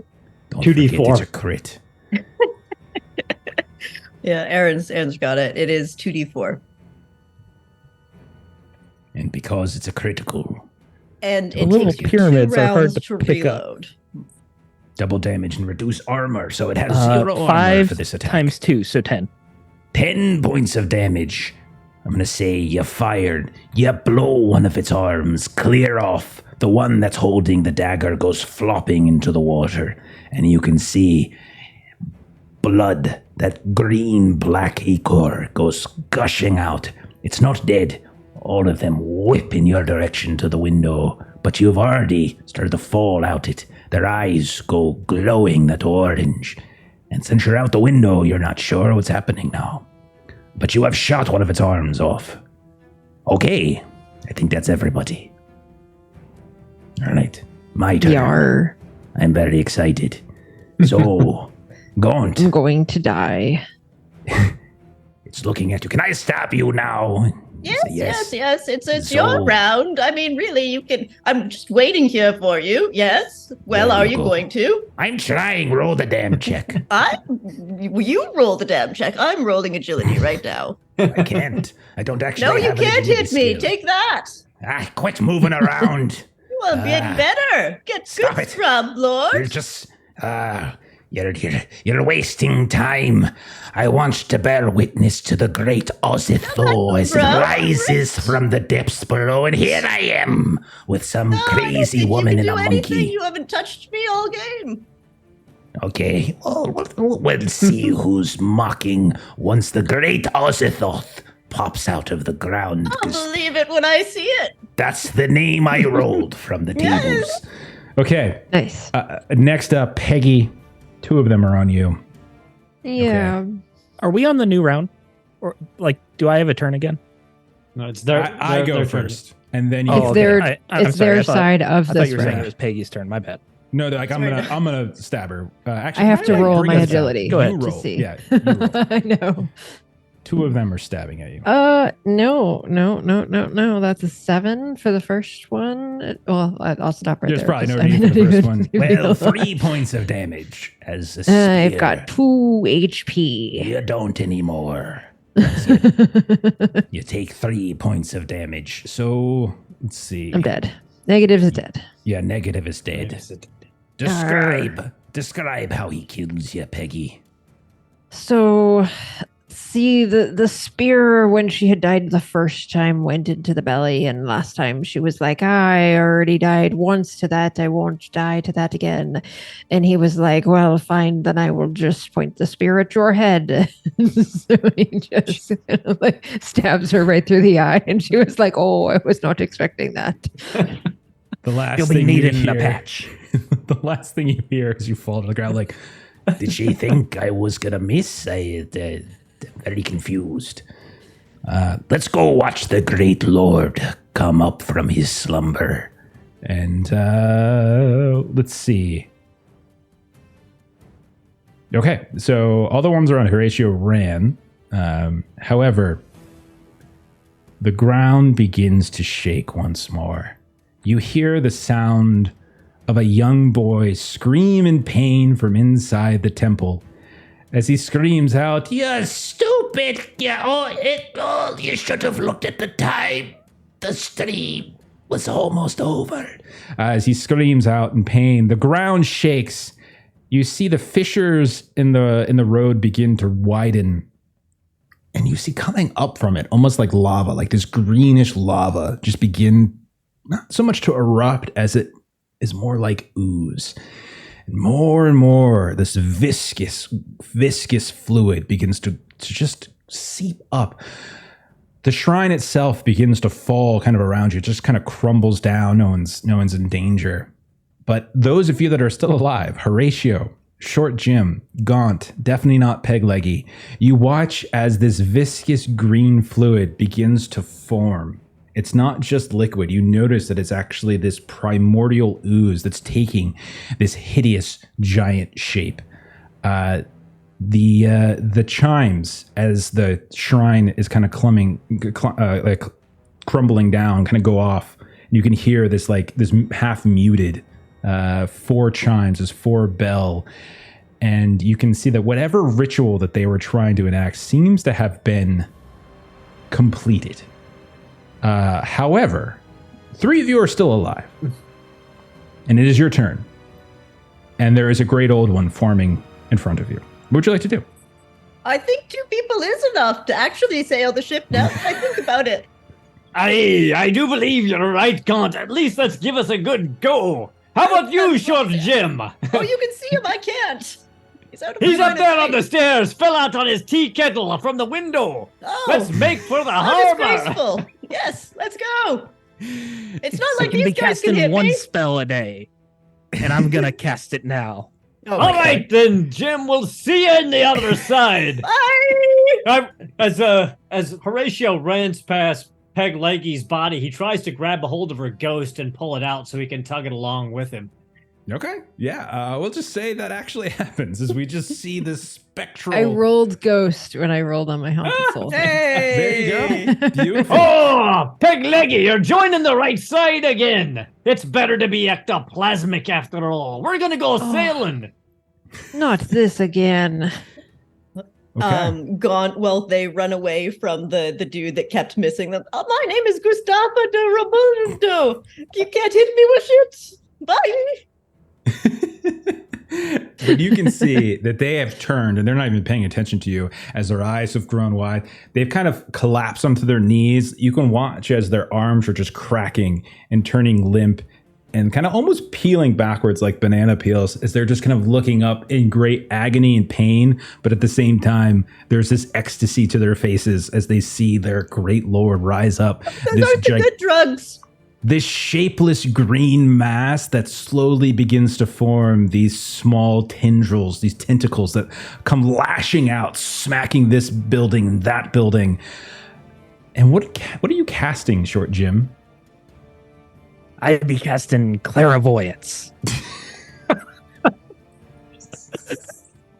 What? I can ask the spirits a question. Behind Rust. You've got for Peggy. That's probably worth 10 of him. I rolled these spells randomly, and they were bad rolls. Okay. a spirit pops up. Hey, what's up? What do you want to know?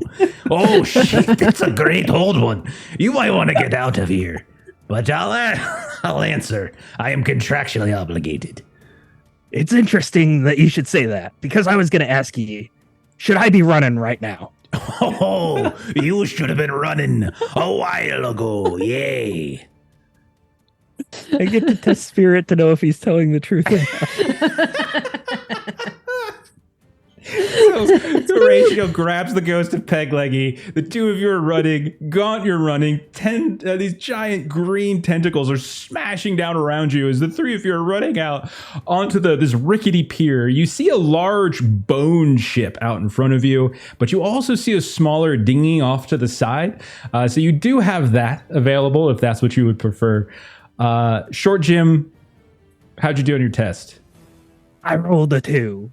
I needed a 12. He's lying to you. You're sure of it. You're sure everything's fine. Mr. What was his name again? Stephen. My name is Stephen. No, the big guy. Oh, that's Azaroth. Ozitho, the shapeless tide. You ain't be lying to me again, would you? Do I look like someone that could lie to you? Mr. Ozathol, might ye be looking for a first mate? And so you watch as this giant glowing green blob turns to you. You can see like these tendrils have grown like lamprey-like mouths. One of them weaves down and you can see the lamprey mouth is right in front of you, right as you say it. And then you see it open and close as if it's considering, and then in one giant gulp takes Short Jim Gold Jr. and you see this little lump begin to pass further and further down the tendril until it disappears into that giant mass. Little Are you deep saying I rising don't get a there. defense roll? No, we're not getting a defense roll. Okay. Meanwhile, the rest of you ran. We will say that you can either you can see that there's some other folk that have kind of scrambled up. Some you might recognize as shipmates, others just might be other prisoners. They've started to sort of bring the sail down. They're kind of pushing the bone ship away. Do you climb aboard or do you try to hop into one of these small dinghies and go that way? I'm here to be your navigator and captain. Oh, yes. Oh, no, I was saying, yeah, indeed. And we need to get on the bone ship there, Pegleggy. Far more thematically correct for you two. Well, I'm going wherever you drag my ghostly form. You only have a few hours to possess a body before you discorporate into the ether. So we need to take one of those bodies for you, Pegleggy. Make sure you do it where no one else can see it, in the dark bowels of the ship. Thank you. I am your new captain now. Up that way. You guys climb on board the bone ship. Gaunt, you start yelling out that you are the new captain. You look around, and all of a sudden, all of the various pirates, sailors that are on this ship turn and look at you. Not a single one has a face. All of them skeletal, all of them wearing pirate gear. One of them looks at you, Gaunt, as you say that, with a very giant captain-like hat, and says, "Oh, Missy, I do believe you're mistaken."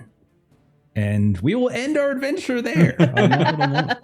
It's good to finally be back with an undead crew, I tell you. I just need to usurp this captain. It'd be great. They can't hit me anyway. That's fair. For my haunted one, I rolled I know. I couldn't answer skeleton. the whole time. Yeah. So now I'm imagining where like the lamprey spits out just some bones and then they get up and start running. I think it's more like you go through the digestive tract Yeah. of this Get pooped elder. out the other side. Or you land Either way, in the the middle pile of of the bones belly, just jumping up. and there's a bunch of other people down here like, oh, you didn't run either. You dummy. You should have ran. Just a group A of whole bunch people of who decided not skeletons to and run. zombies and ghosts. All right. Oh, All right. man. That was Pirateborg. Hopefully you enjoyed that. A little taste of it. Obviously, we went a little faster with the doom clock or the psalm clock than we probably would normally. But that's what those were, the chimes. Like everything was kind of getting worse and worse. But all right. Yarr. Arg, yeah, it was Ozatho. The shapeless tide. Yeah. And It's you called could have shaking attacked it him. now. He had D4 armor. He had lamprey arms that he could attack with that did 2d8 damage. Also, once every other round, he could do his special, which would have required you to test presence versus a DR14, or else one of your limbs transforms into a tentacle. But you can then use that to attack for D4 plus agility damage. So There's no way he would be tougher than those two fish people at the beginning. They Those were guys, really they were like Supermen. they were really tough. I was surprised. I didn't think they were that tough, but because I gave you guys like the extra things, I'm like, I won't give like the weakest thing. I'll do like the step up. So I did the step up, but oh well, it's fine. Everything's fine. Everyone survived ish, kind of. I'm a ish. ghost. I am now a ghost. Well, Again. I'm That captain of the brings- ship. Are you sure? I'm Captain. Oh, No, First I'm Lieutenant. I definitely that's my name tag actually. oh, Gaunt was cracking me up. You couldn't even pronounce your own name. It's so good. All right. So that is it for Pirateborg. That was a lot of fun. I imagine we'll probably bust that out from time to time again. Definitely one-shot material. I enjoyed it. A lot of fun. Really cool book. Honestly, I love this book. It's got that perfect blend of like all that artsy stuff that we see at a lot of the Morkborg lineage. But I just like the way it's laid out. It's so cool. And there's all this naval combat stuff that we didn't get into. So maybe next time we'll do a naval combat. We'll see. Now that I have a ship, yes. All right. What do we got coming up? So next up, we got a couple more streams coming down the pike in the next week or so. So Thursday, you can see everyone here but Steven, actually, as we are playing Werewolf the Apocalypse, the new 5th edition version, V5. So we're going to start that up. It's going to be our session 0. We're going to form our characters, our pack, figure some stuff out, and get that going with the same crew that we did die with. Friday, Aaron's going to step back into the GM seat. He's going to run us through more Conan Hyborian Tales. We're getting near the end. Yeah, this is probably the second to the last episode. It could even be the finale, but I think it's the second to the last. All right, very nice. We're getting close. Also in a kind of watery, sunken sort of setting. So similar themes. Saturday, we hopefully will be back to One Ring. I think we'll be good to go as we are nearing the end of that. We're a couple episodes, I think, away from the big finale. Monday, another new game, another session 0, as we're going to start sort of a space sci-fi. We're going to do some Fragged Empire. It's an indie game out of Australia. It just came out. The second edition just came out from Kickstarter a little while ago. Eager to give that a try. And then, Steven, what are we doing on Tuesday next week, man? I will be back to the GM seat. Thank you, Jeff and Aaron, for running a few one-shots to fill in while I was doing some campaign prep. We will be playing Marvel Multiverse. We're going to have a little bit of an X-Men theme because some people here might be fans. Jeff is a super fan. He told me I had to run it. If I was going to stay on the channel, it would be X-Men. I really do like X-Men. Like this is the best choice you could have made. Is X-Men for me. X-Men are my favorite Marvel team too, so I'm excited I about No, this. It's going to be a lot of fun. Only choice he could have made. I agree with Kipser on this. I think Marvel's definitely the best way to go. X-Men's that'll be definitely the exciting. best way to go. Sweet, awesome. Okay, so thanks to everyone going out tonight. Thanks to those of you who threw out some bits, got the hype train going earlier on. Thank you for the raid, Liching Hour. And I think we're gonna pay it forward. Let's see. Let's go ahead and raid Happy Jack's RPG. I think they're playing. Is that Blade Runner? They might be playing Blade Runner. It looks like the font for Blade Runner, but I could be wrong. Anyhow, follow the raid. If you haven't followed our channel here on Twitch, please do so. If you're watching this later, or if you find us on YouTube, Adventures in Lollygagging, subscribe over there. And that's it. Have a great rest of your week. Come join us on Thursday. Bye-bye.